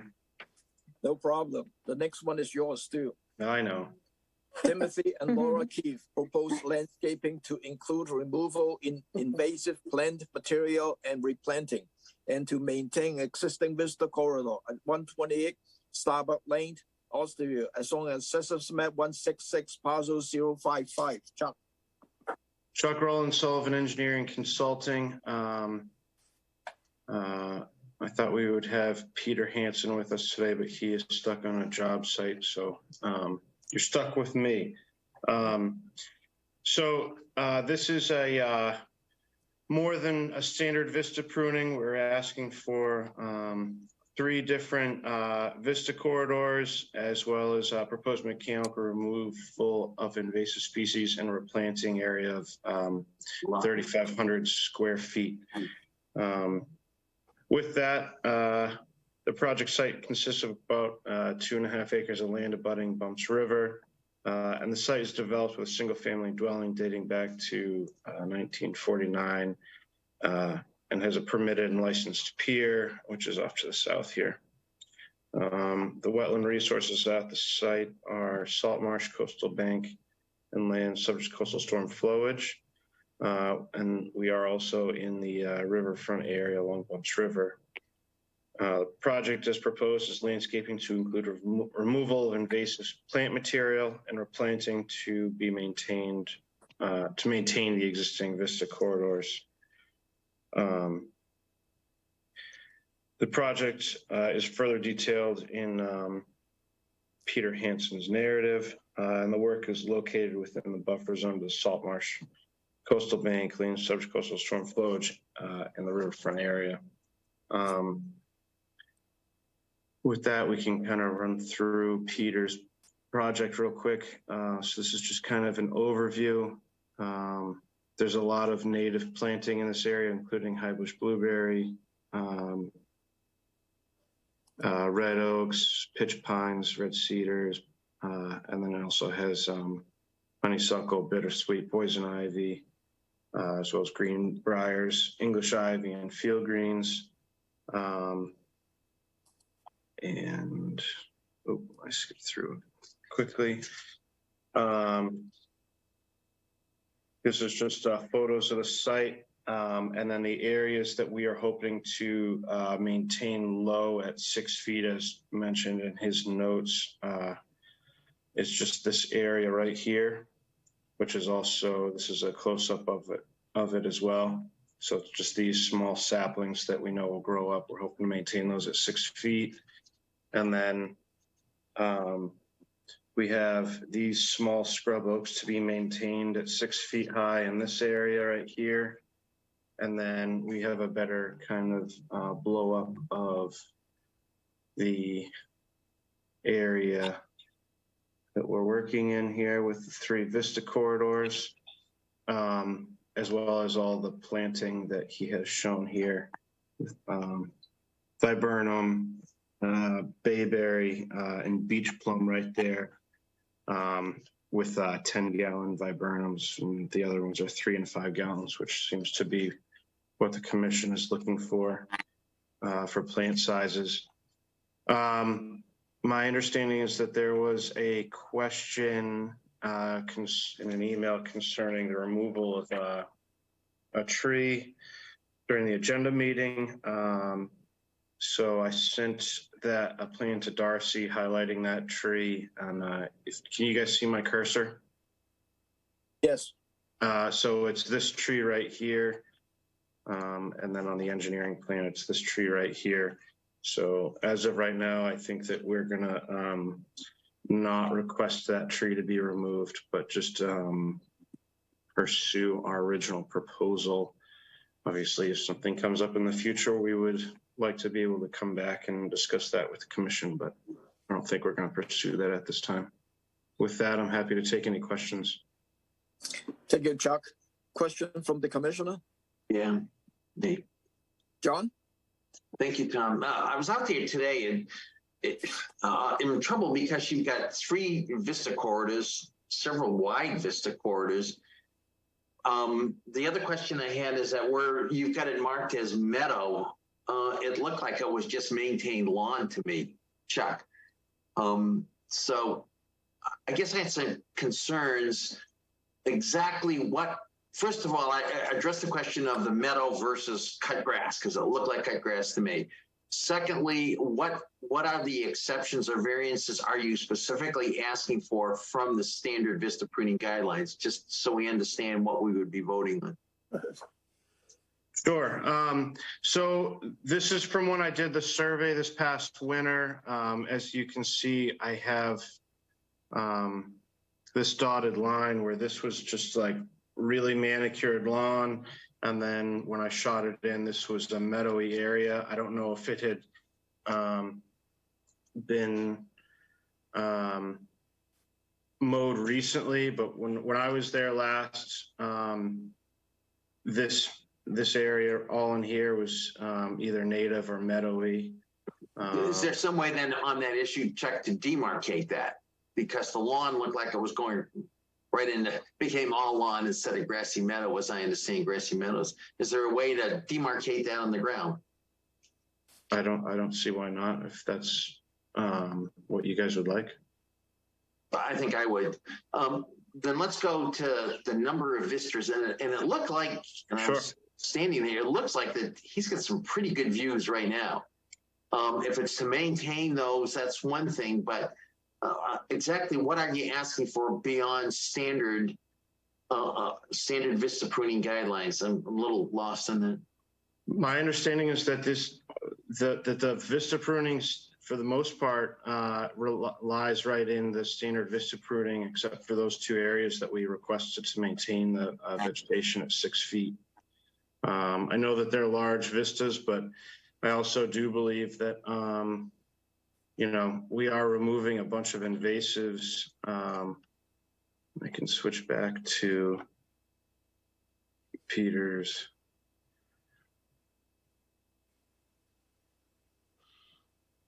You said the photo number 2 and 3. Is that the center, the middle, or what's the corridor that you're looking for? Sure. So I'll switch back to that in a second. So this is the invasive areas. These are this is within the Vista corridor all the way off to the north. Obviously, there's no trees that you can see, in this one, except this tree right here, which blooms in the summertime. But there's a fair amount of invasive removal that's kind of, I wouldn't call it mitigation, but that's kind of what brings it into the notice of intent. So that way we can discuss. I mean, I think that we're going to be doing a fair amount of enhancement of the area.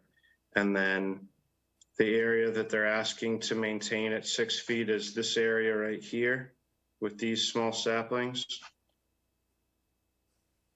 as well as. But look at the, excuse me, Tom, but look at the view he's got there already.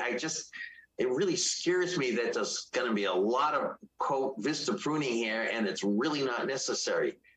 And I was out there for quite a while. And in fact, the homeowner let me the property. So, and the size of these vistas from that property was really a concern. I don't know. Maybe I'm the only one. Chuck? Well, I think it's a fair question. But when it comes down to it, the inside those vista corridors is going to be, other than those two little small areas that I'm talking about, all the pruning is going to be your standard vista pruning. So, it is a big area, but they'll be within the standard vista pruning guidelines of, having Emil come out or Ed come out or Darcy. And, obviously it's never more than 20% of a tree. Right. It's not like it's reoccurring. It's not like over 5 years you have no more tree or anything like that. I think if you look at the totality of the project, I don't think it's, if I was coming in here and asking you to whack a bunch of trees and just have massive corridors, I think it's one thing, but I think that it's a give and take. I think we're removing a lot of invasives. I think that we're willing to show the meadow, and we're putting back a lot of a bunch of 10-gallon plants as well as 3 and 5 gallon plants that are all in the buffer zone. So yeah, I see your concern, but I think this is more than just a standard vista pruning RDA, and we're going to have conditions. So okay, thank you, Chuck. We want to get to a place that we all feel comfortable. Thank you, Chuck. Larry? Chuck, I could ask you some questions, but you've covered them all. These are my views. First of all, in the many years I've looked at properties, this one's got to be in the top 5. It's a spectacular, lovely place. It's not a mega mansion of any sort. When it comes to the vegetation removal, all I see by doing that is to give the other existing vegetation that is not invasive, plus the new plantings, a chance to grow and thrive. Secondly, this house is elongated enough with many different, obviously didn't get a chance to look from the vantage point inside the house, but there are cross viewings, if you will, based upon the length of the house and the fact that it has many different angles. And I think that is what is, there's nothing in the vista pruning guidelines that limits or restricts that. What it does, the vista pruning is supposed to be taken from the point of view of the house looking out. And this one very carefully does that. And I think if we look at the two on the ends, they're much wider, but the ones in the middle are very narrow, just straight up the middle and to the left of the dock and pier. So those are the factors that I think justify not only the number of them, but also the positioning and the width of them. The one on the left, which I guess, Chuck, would be the north, that one, it seems to be wider, but it also appears to have more vegetation and more plantings involved. So I think that needs to be considered, not just as to its, how many there are, but the size of it. So I totally support this in every way. I don't know how long these people have owned the house, but something tells me they're relatively new owners. And that being the case, that and John, I envy you for getting out there and meeting the owner. And when I was there, the doors were all open and everything was unlocked, but nobody was there. So I didn't go in and I didn't play Goldilocks or anything. So anyway, so otherwise, I totally support it. Pete? Yeah, I'd agree with Larry that the removal or the control of bittersweet, it's going to be more of a control, I think, than an actual removal, will release vegetation within some of these corridors that's more natural. Chuck, the one thing that I do want to have noted is when you've got this 6 foot maximum, please allow some undulation there. Don't make it a straight hedge cut.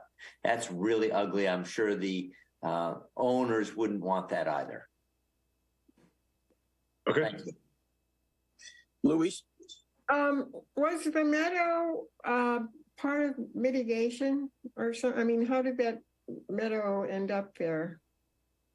It was just located during the survey when I was surveying the property. So you don't. So it wasn't. It's not really part of this project.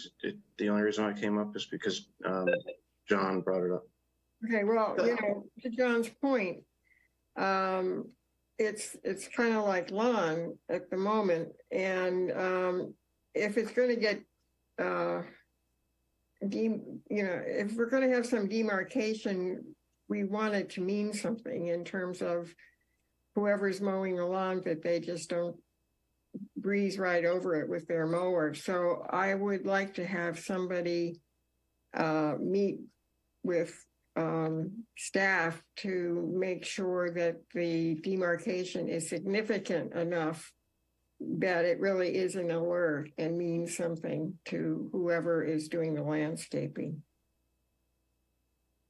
Are we talking about a demarcation at the 50-foot buffer line? No, at the where it's marked meadow versus grass, Tom, on the plan that checks them in. Yeah, I mean, that kind of factors into our perspective of the property and what else is going to get done there. And maybe it was put there for a reason. Historically, as the property evolved. So we don't want to lose it. Okay. Any other question from the commissioner? Channel 18, any public comment on this one? Not at this time, thank you. Thank you. Let me try this. Could I have a motion to approve this project subject to receipt of a revised plan showing the demarcation between the meadow and the lawn area? And the usual conditions about meeting with staff, et cetera, et cetera. Right, that's that's the Yeah, that's standard. That's the Vista pruning standard Right, stuff. right. Yeah. So moved. Second. Roll call. Abadieli, Aye. Sam Poo, Aye. Moran, Aye. Foster, Aye. Lee, Aye. Gilmore, aye. Hearn. Aye. That's unanimous. Good luck, Chuck. Thank you very much. Have a good night. Yep. The last NOI. Mr. Chairman, excuse me, before you go on, as I indicated to you and to the clerk, due to a personal commitment, I have to leave the meeting at this point. Yes. Thank you. Thanks, Okay. John. Good night, everyone. Good night. Night. The last NOI of this afternoon is Jeff Ingram, Pickwick Cove LLC, constructions of a new single-family homes, including mitigation planting for work within the 100-foot buffer zone at 98 Pinquitset Cove Circle, contiguous as shown as Census Map 005, parcel 066. This is Sean. Yes. Good evening, everyone. Afternoon, evening. Well, the split between the two. I'm Sean Reardon. I'm with Tetra Tech. We're the site civil engineer for the property. And I'm here with Mike Ford, who's the attorney representing the landowner, and Chris Dindal, who's the landscape architect. They're both on the call. As Chairman Lee mentioned, we're here on behalf of Pinquitset Cove LLC, which is the landowner. And this is for a notice of intent to replace an existing single-family home with a new single-family home. So just so there's no confusion, I know DEP had some questions, but this is, make no mistake, this is for single-family home use. It is not a commercial application or a rental property or anything like that. This is strictly something to be used periodically for guests at Marshy Marsh Farm or the main residence across the street, across Main Street. If I could share my screen. Yes, please. Let me know when you should be seeing a local GIS map. Yep, it's coming up. Yeah, we can see it. So can you all see my cursor? Yes. Okay. Yes. So this is the project site. This is 98 Pinquitset Cove Circle, and it's a long site with a long driveway leading to a house that basically looks over Fuller's Marsh. It's oriented close to Rushy Marsh Farm, so the Rushy Marsh Farm property is over here, and this is a piece of property that's owned by a related company as to that piece of property. And just to sort of give people a sense as to the lay of the land, this is just an aerial taken from Google. Here's Pinquitset Cove Circle. This is the subject property here. A good sort of benchmark to sort of reference yourself to some of the other figures is this is an existing boardwalk that extends out into the marsh. And one thing to keep in mind, you're going to see a rendering of the new home, and it's going to show these trees as not there, so you can see the home. We don't propose any removal of these trees. They're just there so the purpose you can see the rendering. That's all. And then here is the working garden portion of Rushy Marsh Farm, and the two properties do connect. And they're, as part of our construction work, a lot of the work will be happening over in this area and being transitioned over to the site rather than using the long driveway. There is, just for clarification, there's a slight area of the priority habitat polygon that extends onto the property, but if you can see here, it barely comes on the subject property, and out in the marsh area where we're proposing no work. Our closest work to the polygon is about 200 feet away. This is an existing conditions plan of the site, and there's, in the notice of intent, there's two sheets. One is the main site, which is where the home is, and then the other sheet covers the driveway that extends out to Pinquitset Cove Circle. But all of that is well outside the 100-foot buffer zone. So for the purposes of this presentation, we're sort of ignoring that piece of the site. We are doing some minor resurfacing work out there and some utility work, but no bulk excavation or major improvements. To help orient folks, this is Fuller's Marsh here. This is that boardwalk I was referring to in the photo. This line right here is the edge of bordering vegetated wetland. So what we do have is we have sort of an interceding vegetated wetland between the coastal resources and the subject property. So all of our buffer zones are taken off of the landward edge of that most, the resource area that extends most onto the site. So the BVW was delineated back in March of this year by our staff, and Darcy and I and our wetland scientist met on site while we were doing that. This line here is a 50-foot buffer zone. This wetland wraps around and extends up into the site here. So there's an extension of the 50-foot buffer zone that it protrudes into the site. This is a different property owner here. And then the dashed line is the outer limit of our 100-foot buffer zone.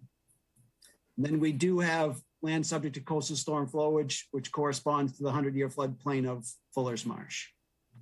There's an existing home, a large existing deck that protrudes about 20 feet into the 0 to 50-foot buffer zone. There was an area set aside here that was under a prior application that was intended for a pool that was never constructed.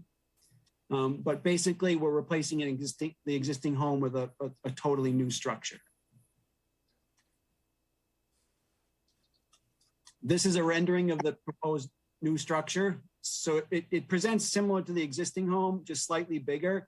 These two pieces, this is the main building. There's two wings, the south wing and the north wing. This is about the size of the existing building, and this is sort of a larger extension over where the pool was. This is a site plan of the proposed improvements. They're comprised of three segments of a single family structure. These are guest rooms, and then a kitchen area in the main body of the house with rooms above. I think it's about a 10 bedroom home, and it's got a new septic system. There's a proposed pavilion. This is just an outdoor open air structure. It's being designed right now, but what we've shown it on the plan to show relative size and placement, but we don't have a current design of it just yet. And then there's a small, what we're calling a staff cottage. This is for when there are guests at the home, there's going to be staff devoted to sort of taking care of their needs while they're there. And that is going to be a zoning compliant facility. We're not really sure whether it's going to have a kitchen or not, but it will comply with current zoning.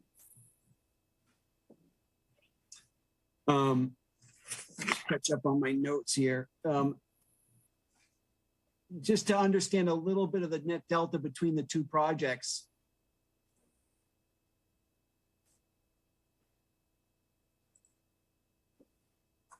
The existing home right now, the foundation is 51 feet, so it's just outside the 50-foot buffer zone. And the big deck that extends off the back is 33 feet from the resource area. What we're proposing to do is we'll build a larger home and a little bit more impervious, but set back a little further. So the distance from our BVW to our building foundation is 70 feet. So that would be 19 feet further back. We do have porches, but even the porches will be set back 58 feet. That's an additional 7 feet. And then we do have, this will be an at-grade patio with a retaining wall. So no like pile supported deck or anything like that. It's all at grade and wall supported. But the edge of the corner of that wall is 40 feet from the resource area from the BVW, which is an additional, setback 7 more feet than the current deck is.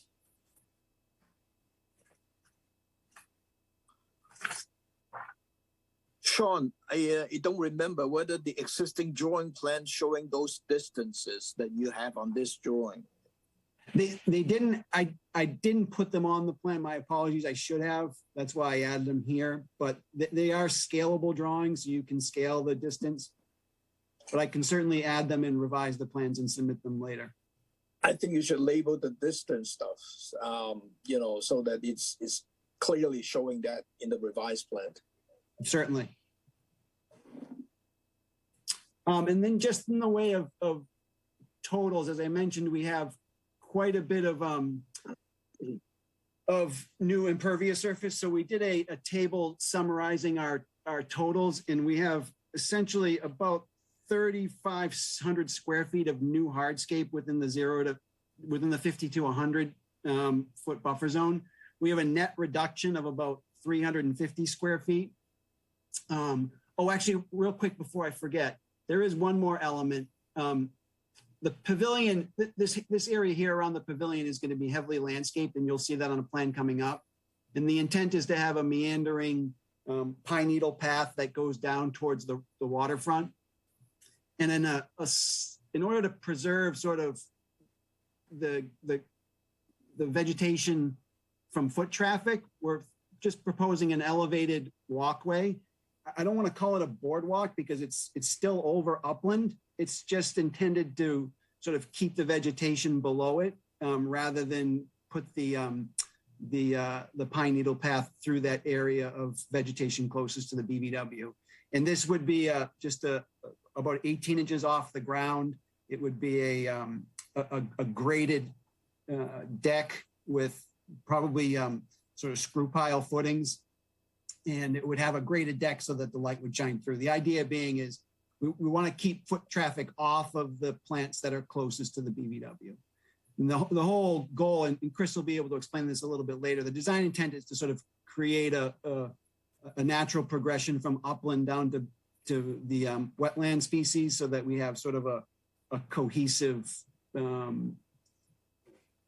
vegetation pattern from upland down to the wetland. And then this is included in our impervious calculation. So our impervious area within the 0 to 50 is 350 square feet less than existing. Our impervious area is this boardwalk, this wall, this planter area, and this slight section of the stairwell.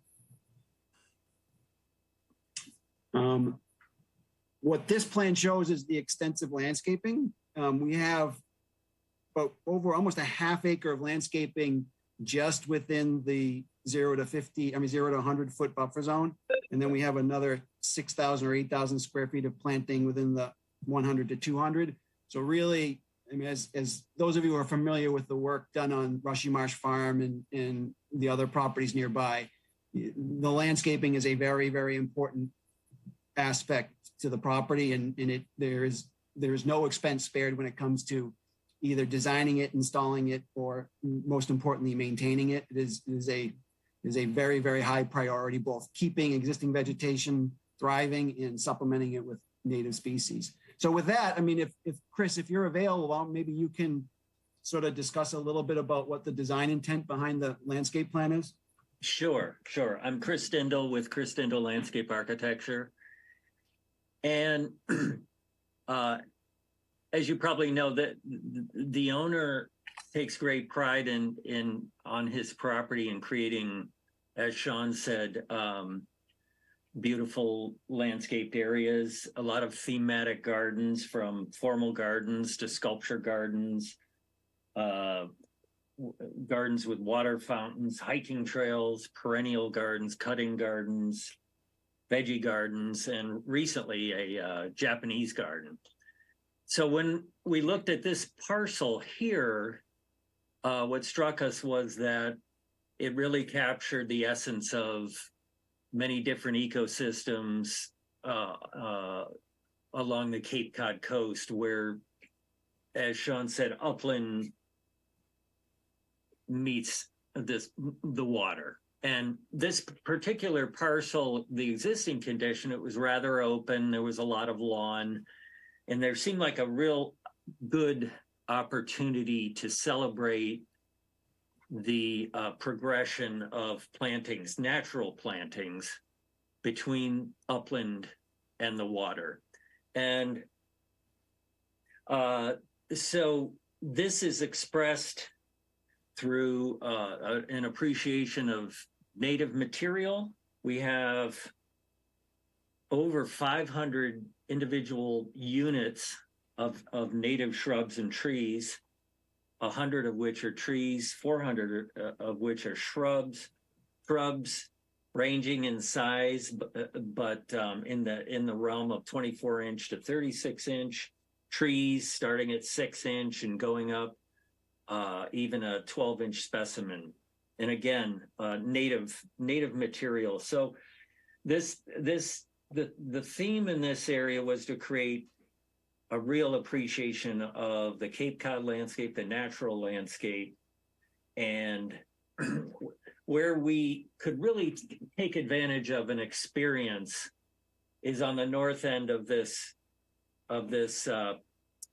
parcel here, where you see the pavilion.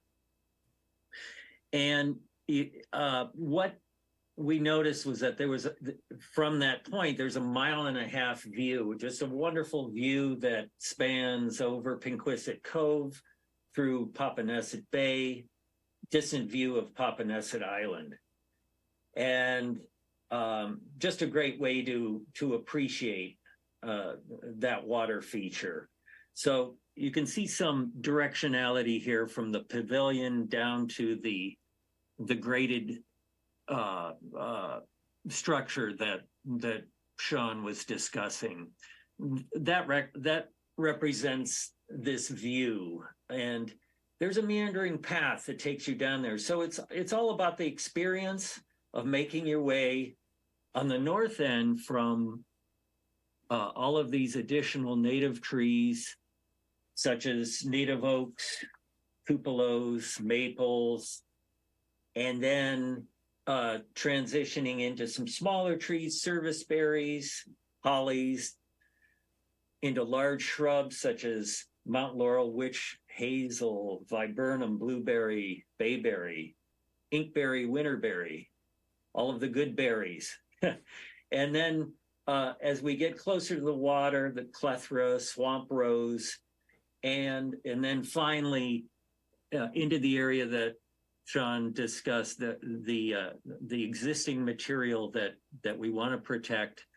And so it's really an experience that's drawn out through a meandering natural path that can give you the experience of all of these different types of plantings. And not only that, but starting at a pavilion, which some of the early thoughts is that it's maybe sort of like an Adirondack style building with rough hewn log members that really suggests sort of a return to nature, to enjoy the view. So it's not only view and natural plantings, but this whole experience as you traverse down the hill. Are you all set? Yeah. Couple of questions, Sean.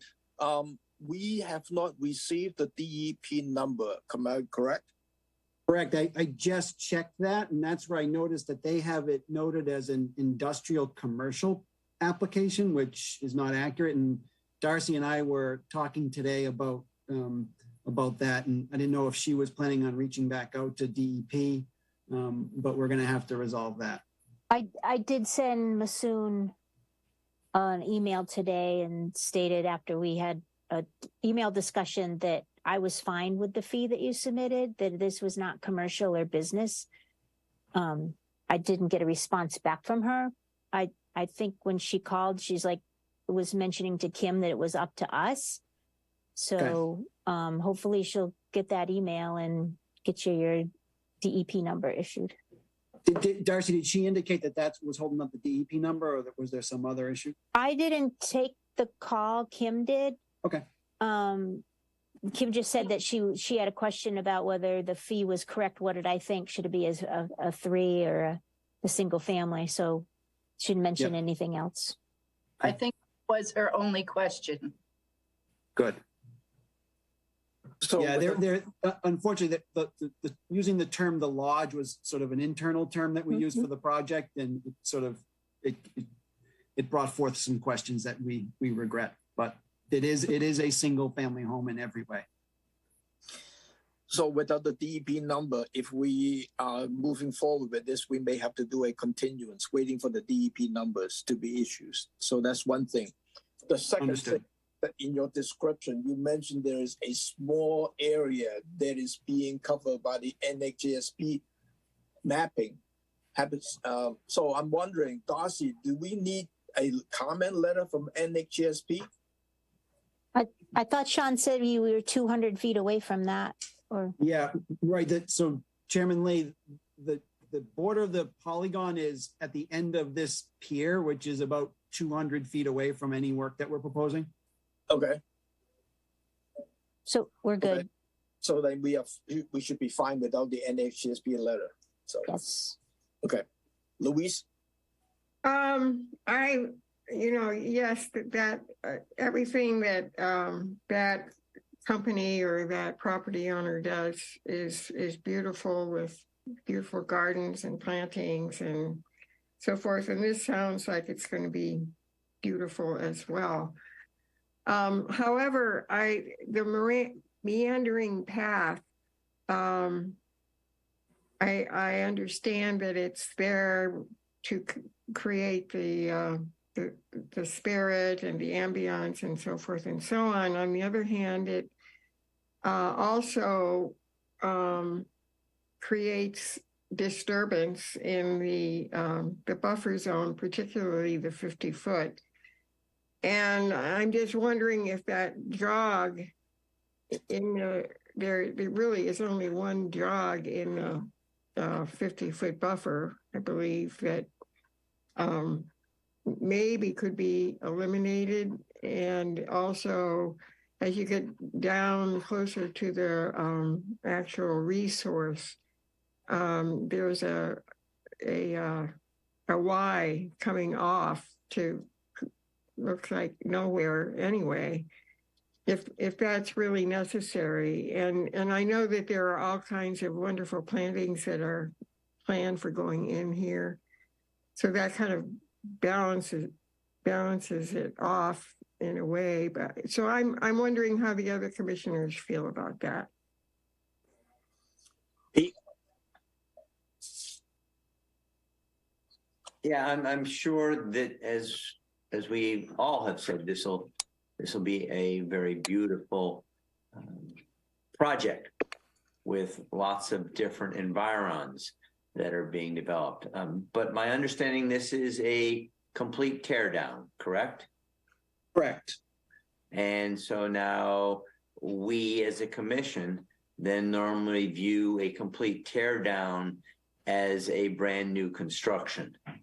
And what this commissioner has a tentative worry about is whether or not we would, within our jurisdiction, on a brand new home, because in part that's what we would consider this as, given it's a complete tear down, if we would be so willing to have this much of a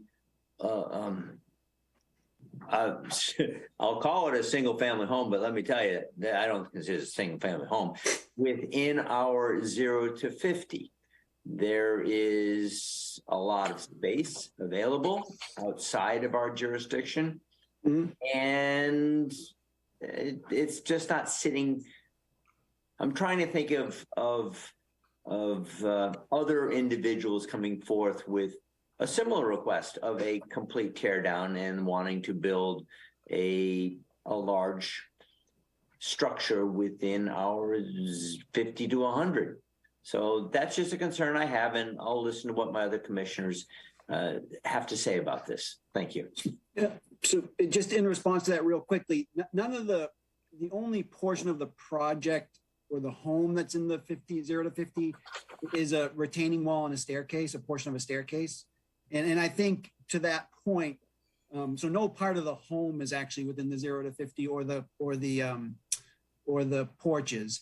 To that point, I think we could certainly think creatively and perhaps redesign that wall so that we stay so sort of on the landward side of the 50-foot.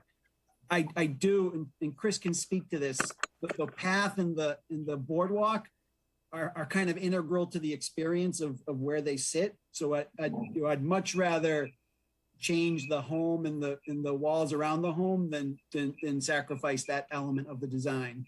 But certainly there's things we can do.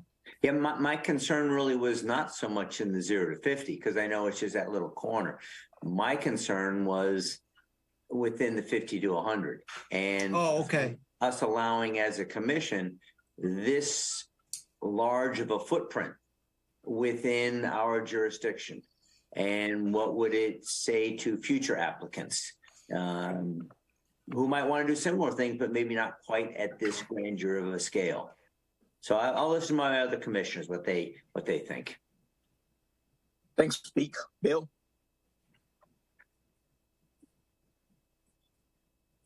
Excuse me. I would reiterate everything that Louise said, and I'll do it shortly.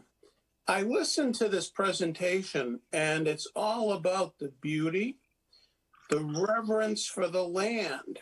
There's this incredible aesthetic appeal. We talk about environmental protection, and it all sounds good, but as I look at it, I think of what Pete's saying. I'm thinking, what a huge footprint.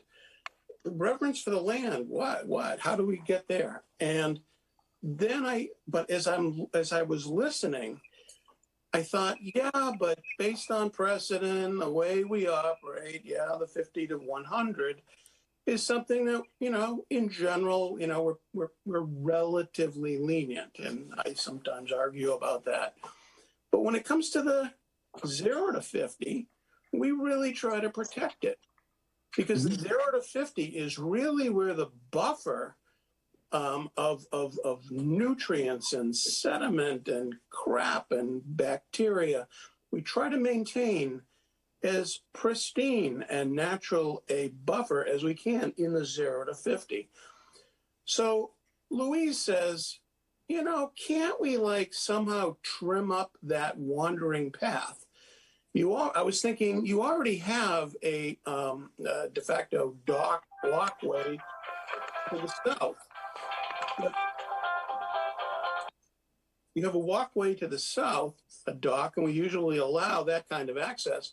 But now we have this opportunity for people to wander around on this zigzag that ends up with a Y. And I'm thinking, that doesn't seem to be so reverent with the environment when you think about the importance of trying to protect the 0 to 50. And so I would encourage you to try to significantly trim down that little walkway on the left side of the picture we're looking at. We're talking this portion here. Is that? Yeah, exactly. Okay. That's the zigzag that she was talking about. And then you come down and you got that Y, and it's almost like, well, why do we need the Y?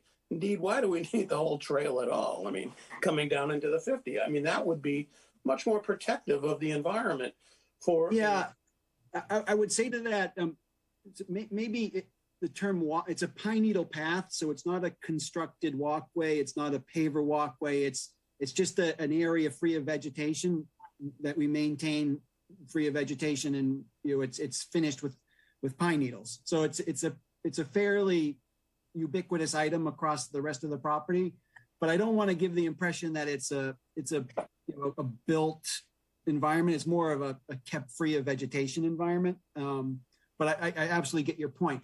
Chris, can you maybe explain a little bit of the intent behind that Y? Remember you explained it to me one time, but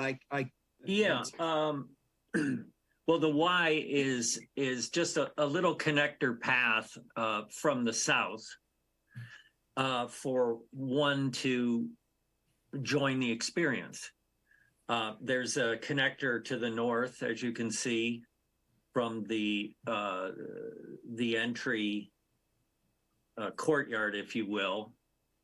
The path starts there, and then the Y takes you, if somebody is approaching from the south, and typically all over this, not only what's intended here, but in all of the other paths you'll find on the owner's property, we always maintain them at a minimum width 2 foot,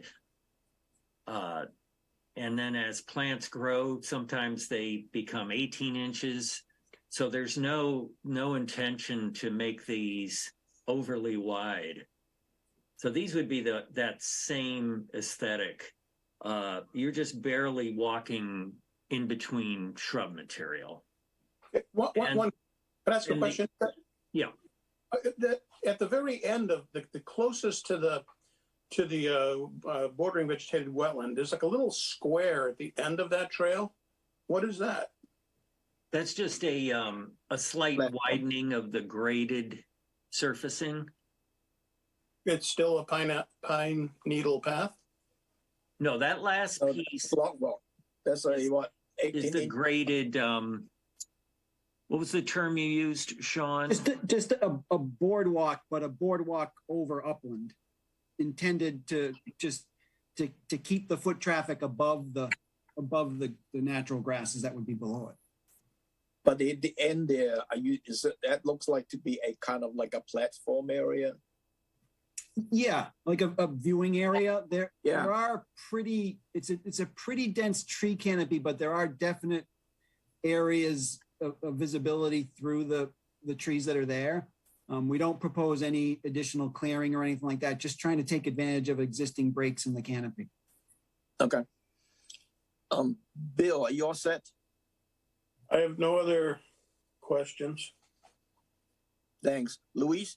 Well, I mean, basically we're talking about a larger footprint in the 50-foot buffer that would not need to be there in order for the folks who are experiencing this meandering walk.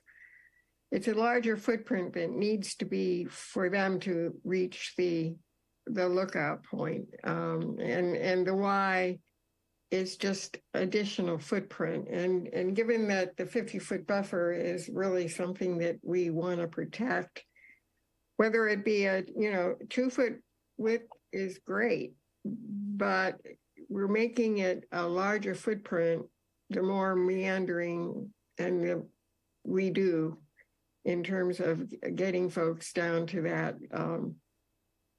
that lookout.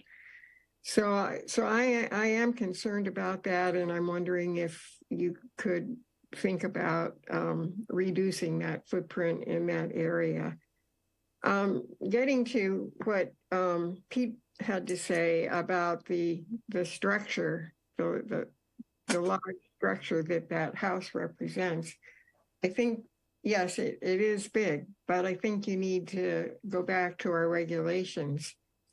And I think our regulations would say that this would be acceptable to us. So I think you have to keep that in mind. Right. It's almost entirely in the outside the 50-foot buffer. The applicants are saying they believe they could move it back just a bit so that it would be completely outside the 50-foot buffer. And so I think it meets our requirements as expressed in our regulations. And I know consider things on a site-by-site basis, but that's my view. Thanks. And Louise, to that comment, we've calculated our mitigation. We provided a table of mitigation that quantifies all the hardscape increases. So we've got about 1,100 square feet of existing roof, about 1,200 square feet of existing gravel driveway, and about 1,000 square feet of additional patio area, at-grade patio area, all of which we've mitigated at 3-to-1, as well as a bit above that. So every bit of new impervious that we're creating, we are mitigating according to your standards. That's good. Thank you. Thank you. Larry? Sean. Yes. It'd be difficult to break down the things the different commissioners said, but I'm going to try. I'm going to start first of all with the fact that the existing building that's there, just the house itself, probably occupies, let us say it occupies 2,000 square feet. That's not right, but for number purposes. Yep. And let's say you're replacing it with a building that has 3 parts connected by connectors, and let's say that is 2,500. So we're looking at. Pete said, well, when you have a tear down, we treat it as a new construction. We have discussed and debated that concept for many years, and I don't know that our regulation ever really says that. But I would consider that the existing footprint of the new place versus the old place is something that is worth our consideration, not in purposes of leniency, but more in purposes of how it fits in. The other factor with the building, and while zoning is not part of our criteria and requirement, nonetheless, I assume that you've already run this by zoning in the building and that's not going to be an issue with them. Right. Okay, so now let me move. Could you go back to the other picture that showed the, no, not the picture, I'm sorry, the overhead with the pavilion and the paths and all that. Yeah, this is good enough. This is fine. Yeah, thank you. Okay, so I take it the pavilion is more of a gathering place and an entertainment venue. It's certainly not a housing place. Am I right on that regard? Right, and it's very small. I think it's what 15 feet in diameter. Yeah, okay. Well, in any event, it's a place to go there and gather, and then you use the path to get down to this site, and then the Y is for people that are in this building to come along the path, that part of the Y and out. I don't. You've described it well. It's not a board path. It's not. It's just a surface path, and it's kept. The vegetation is 3.5 feet, whatever it may be. I could see a reason that the pavilion could stay there and the path could wind along this 50 and then come down into there as one path.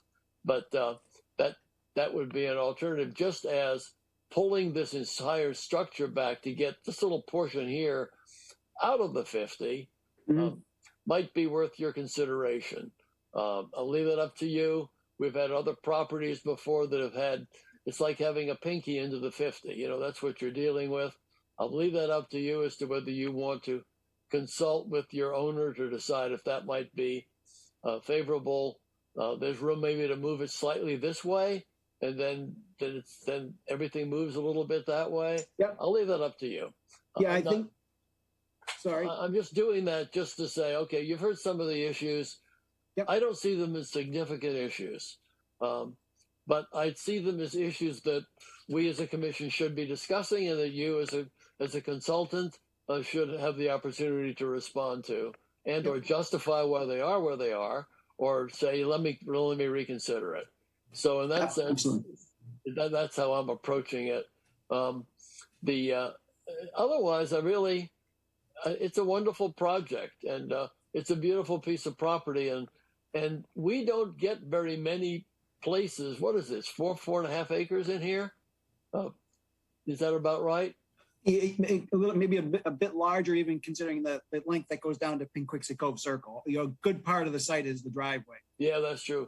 Well, let's break it up. The total thing maybe what, 8 or 9 acres, and then this area here is 4 or 5 acres. Yeah, about that, 3 or 4. Yeah. All right. So we're removing one structure and replacing it with another on let's say a 4+ acre parcel. We don't get very many properties that are that large. Some owners would love to have that much acreage, but we don't see that much anymore. So anyway, I consider those are relevant factors. Do they have to be in our regulation?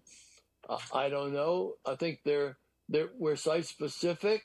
We look at things. I don't see any danger of precedent here. I don't see doing this and somebody's going to come along and say, oh, I want to do that to my house. I want, instead of, under building, you're limited to how many how many houses you can have on per acre. Somebody could say, well, you got 3 houses here. Therefore, is that violating that? That's not our issue, but it's something that any future applicant may or may not try to present. And I don't see it as a factor that we should be distressed about. I'm not distressed about anything here. I think the question is, what can we do to make it either any special conditions or any special factors that we should consider as recommendations to you to consider? And that's the approach that I'm taking. Yeah, and that being said, I think we owe it to the board to at least explore options. I mean, we've got two sort of quivers in our pack that we can use. We can even slight shift in the building is going to yield a benefit to pulling that wall out of the 50 foot.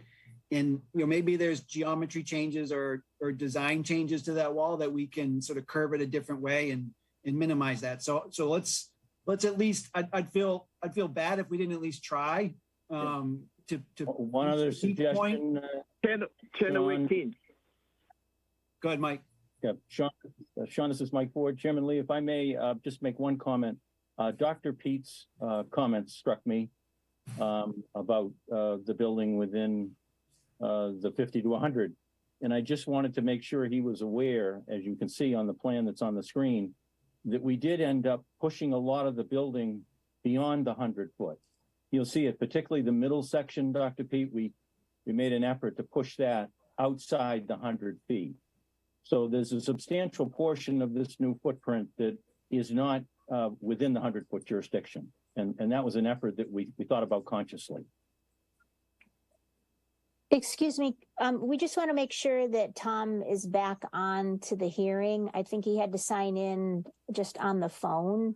So Oh, sorry, that's my fault. I muted him because I wasn't sure who that was. yeah, I think that's Tom. So I want to make sure that we can hear him before we get carried away with people bringing up their own questions. So Tom, if you can hear me, if you press *6 on your phone, that should unmute you. How about now? Yep. How about now? Sorry. you're back in command, Tom. I'm back on the phone rather than on my iPad. Before I lost, Larry was making some comment and I did not hear anything. And then I was trying to find out, if we need to do a continuance anyway with the DEP numbers.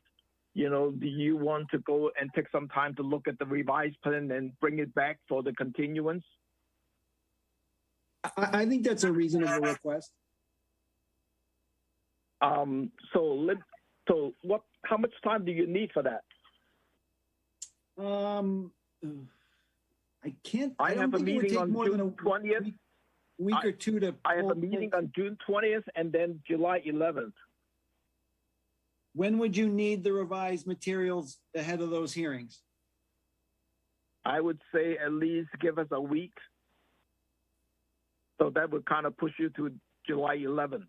Yeah, I think that would work well. Let me go to the public comment. Wait, Tom, any public comment on this? Tom. I think Louise had her hand up. Yeah. And I have questions too. Go ahead, Darcy. Oh. Okay. Yeah, I haven't had a chance yet. No, my question is, if Sean, I have a question on the grading plan. I just wanted to make sure. So you're saying that the patio in front is at grade, and just a clarification, I remember that the existing deck is kind of on a slope. So can you just point out to the commission on the grading plan how much grading would be done? And did you mark the top of wall? I know Tom always likes the top of wall around the patio elevation, top of wall elevation. So the idea is this would be a patio that would come off at grade with the finished floor of the home. And then there'd be a retaining wall that would transition down to existing grade, and we'd have some minor grading at the front of it when we're covering the footing. But no regrading. All of this would stay as currently. No bulk earthwork there. No significant grade changes. But this would be 4 or 5 feet above grade. So this wall would be about 5 feet tall. Is the contour lines the 8 and the 9 because they're darker? Isn't that new grading right there? It is, but really it's just about smoothing out the area around the base of the wall. Okay. And it is about changing the pattern of the flow. Okay, and could you just point out drainage on this so we know what you're tying into? Yep. So as you can imagine, this is a very high quality area. So we've taken a lot of pains to make sure that there's no accumulation of water. And what we have is we have a series of infiltrating systems. So we have an underground infiltration system at each of these locations here out front. So all the roof runoff comes in, goes through an under drain that runs around the foundation. This basically lets the water wick out. And then we have area drains. If for any reason this water, the water's too much to handle in this drain, we have area drains that go into subsurface infiltration systems as well. So there's one here, one here, one here, one here, and then two larger ones under the patio, obviously, because that's a much bigger impervious area. But everything is infiltrated into the ground from both the roof and all the patio areas. All right. Thank you so much. Is there another questions? Yeah, I just wanted to say if this can be moved back a little bit or however you want to do it to get the corner of the porch and the wall out of the 50, whether or not this is considered a new build because you're tearing down the existing structure. This will, I believe this meets our regulations in terms of the house, in terms of the building. There's still the issue in my mind about the paths from the pavilion, but I think in terms of the buildings, this would meet our regulations. No, not.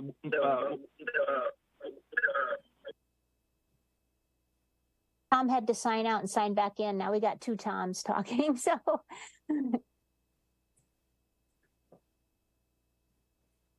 Are you there, Tom?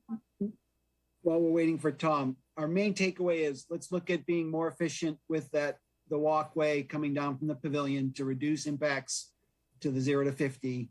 See what we can do about shifting or redesigning that patio area out behind the main section of the building to, if not completely pull it out of the 50-foot, minimize it as much as possible. And not necessarily, I agree with you, Louise, we meet all our numbers, but I think as just a good faith gesture and to sort of remind people of the importance of the 0 to 50, we'll see what we can do about accommodating that move. It'd be good if you could pull it out completely because you really don't have that much in there in the first place. So I would think it is not going to be a huge deal, but I guess you'll have to wait and see. Yeah, I'm just a civil engineer, so I agree with you, but the architects sometimes have a very, very particular intent in mind, and we'll have to have that conversation and see what we can do. Right. You can explain to them why we're so concerned about it. Right? Absolutely. Thank you.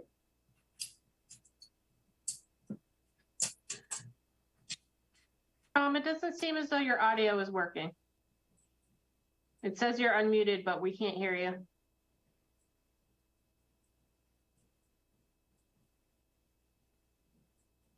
How about now? There you go. Yep. Any public comment, Channel 18? There's no public comment. Thank you. Could I have a motion to continue this to July the 11th? So moved. Second. Roll call. Foster. Aye. Gilmore, aye. Hearn. Aye. Lee. Aye. Moran. Abstain. Sampu. Aye. Motion carries. Thank you. So we'll see you guys on the 11th. Thank you very much. Oh, Sean, before you leave, before you're gone, you need to sign that waiver form. Which waiver form? For the continuance. Darcy can send that to you for the continuance. Okay, certainly. Just the paperwork. Yeah. Okay. Yep. We have All two set? continuance. All set. Thank you. We have two continuance. The first one is Kevin Price and Sarah Stackleman, proposed vista pruning and seasonal dock at 46 Holy Point Road, Centerville, as shown on the assessor's map 233 parcel 038. This is a continuance from the June 6th and waiting for the DEP number. And we have received, the quorum is everyone except George. And we have received the DEP number as SE3-6101. Could I have a motion to close the public hearing and authorize the staff to issue the order conditions? So moved. Second. Roll call. Foster, Aye. Gilmore abstain, Kern, Aye. Lee, Aye. Moran, Aye. Sampu. Aye. Motion carries. Thank you. The second continuance is David and Cynthia Cohen proposed at grade access steps and permanent elevator walkway at 79 7th Avenue, Hyannis, as shown on the Assessors Map 246, parcel 150. Again, this is a continuance from the June 6th, waiting for the DEP number. The quorum is everyone except George, and we have received the DEP number as SE3-5, SE3-6102. Could I have a motion to close the public hearing and authorize the staff to issue the order of conditions? So moved. Second. Roll call. Foster, Aye. Gilmore abstain, Kern, Aye. Lee, Aye. Moran, Aye. Sampu. Aye. That motion carries. Our next hearing is 6:30 on June 20th. Could I have a motion to adjourn? So moved. Second. Roll call. Foster, Aye. Gilmore, aye, Hearn, Aye. Lee, Aye. Moran, Aye. Sampu. Aye. We are adjourned at 5:58. Thank you. Good night.